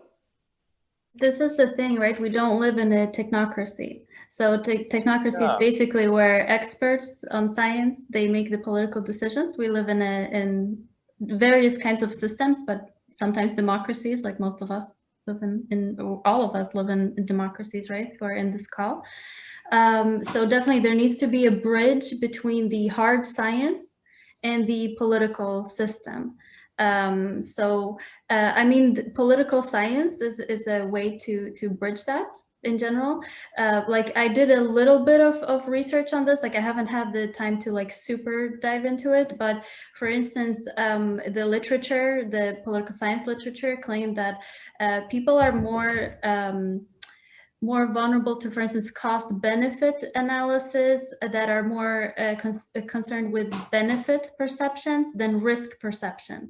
So this is also a way you could frame for the public. Like if you just have this base knowledge of how to frame things and also how to speak to legislators, then you begin to have that bridge, basically, which is what's needed to get it out.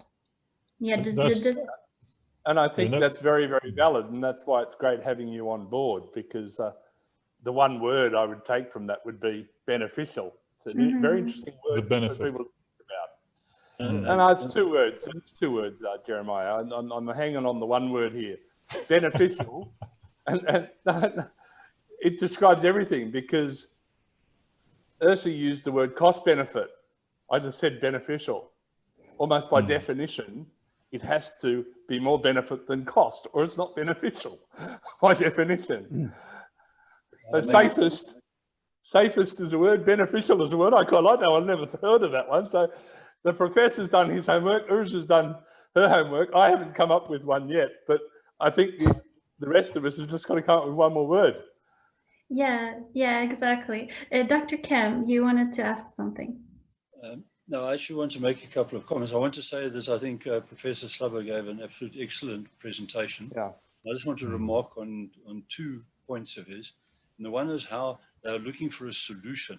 I am not opposed to wind and solar. What I am opposed to is the wind and solar enthusiasts telling everybody that wind and solar only will do everything all by itself and that nuclear must be stopped. I think there's a place for everybody. As he illustrates with his idea of a power cell, we're quite happy to go and look for a solution. And I'm very pleased to know, I know about his work, of course, already, but the fact that there's a solution being looked for that will work in our part of the world, in Africa. And so that is excellent. What is also the other point I wanted to remark on is how you mentioned the International Atomic Energy Agency rules and regulations and so on. That is also terribly important. Clearly, you cannot just go and start putting nuclear facilities all over the place, because authorities like the International Atomic Energy Agency, the World Nuclear Association, WANO, and others will stop it.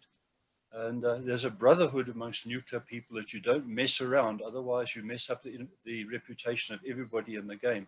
So it's terribly important when you develop these things to say, in the event that we build a power cell like this, or a small modular reactor or something for some country that hasn't got nuclear now, that we introduce it there in an utterly responsible manner such that it will fit all the rules and regulations, and that it can be controlled. And we look at the delivery of fuel and the removal of fuel and the long-term storage, who's going to store it where, how you move the stuff over borders and such like. All of that has to be looked at, and that has got some attention in South Africa, as Professor Slabber pointed out. So that type of thing is very important, to look for an overall solution and not just sort of stab in the dark. Thank you. Thank you, Dr. Kemm. Very good point. Very good points, Kelvin. I agree with that totally. Thank you. I just wanted to ask Dr. Simnett, you had a question? And this is the last question of the panel, by the way. Thank you, Yrsa. I was getting carried away. Let me see, what was it?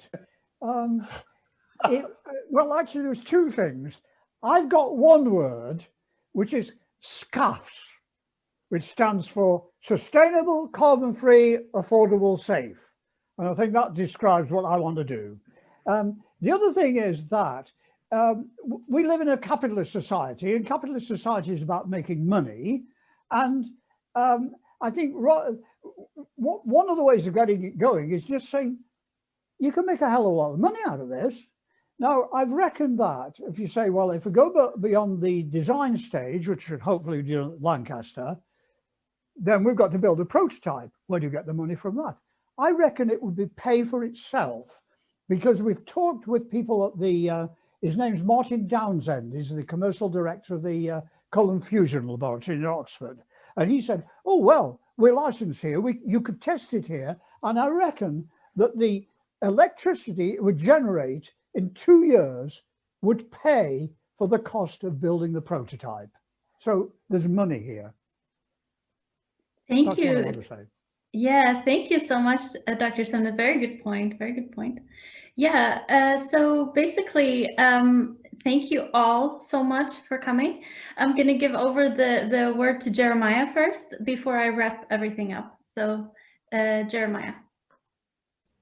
Thank you very much, Yrsa, and thank you again, everyone, for participating in. This is our first panel event, launching our consulting group. So really excited that we can do that today and to have this really diverse discussion going on.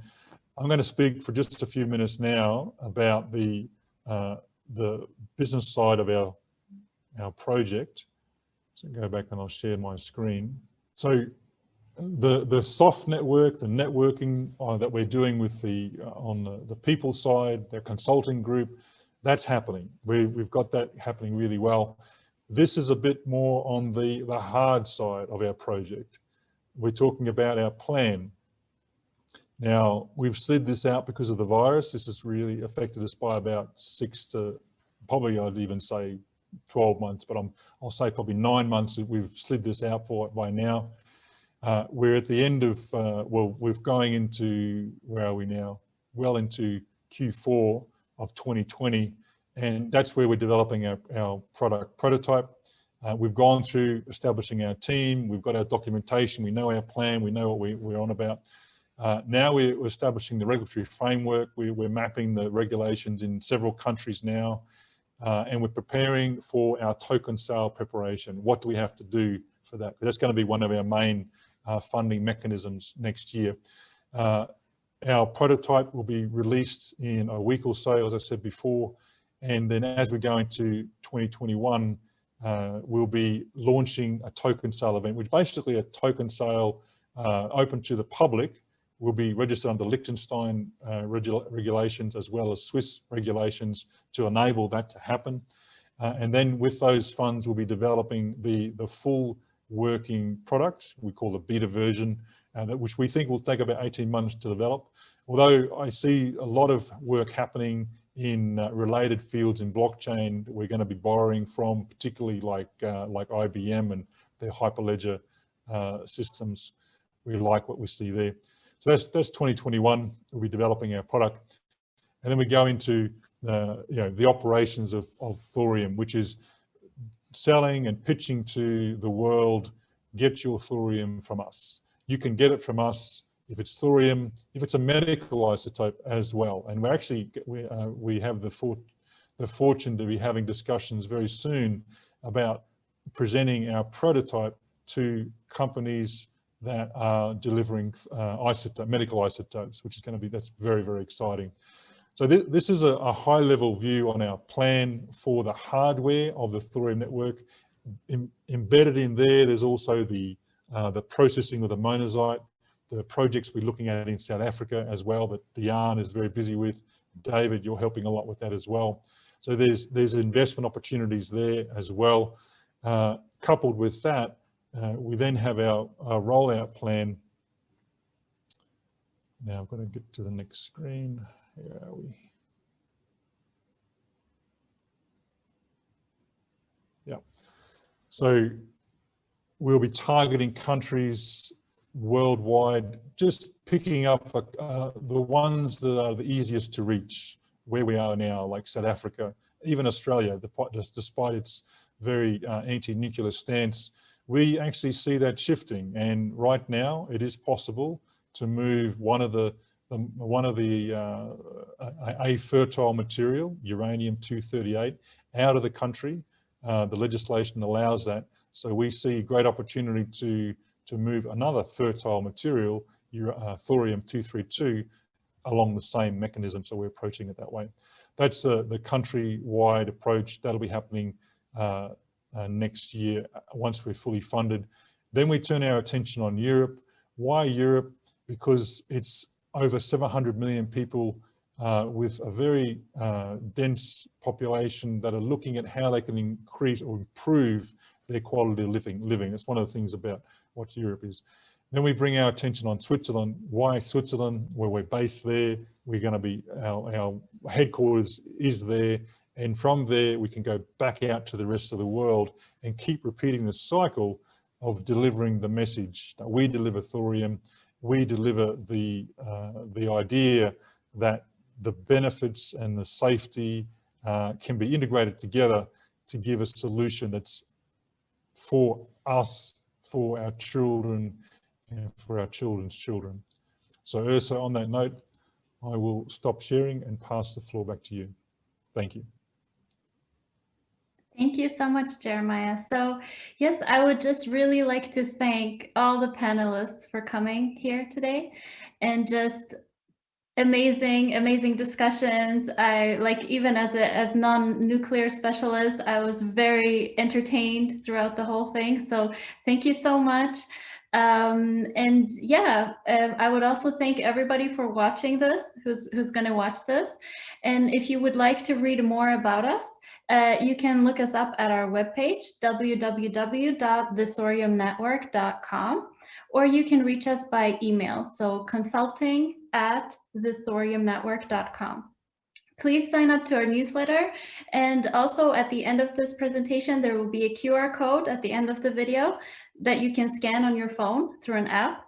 So yeah, thank you so much, and hopefully see you next time, as we will be posting more panels in the future. So thank you.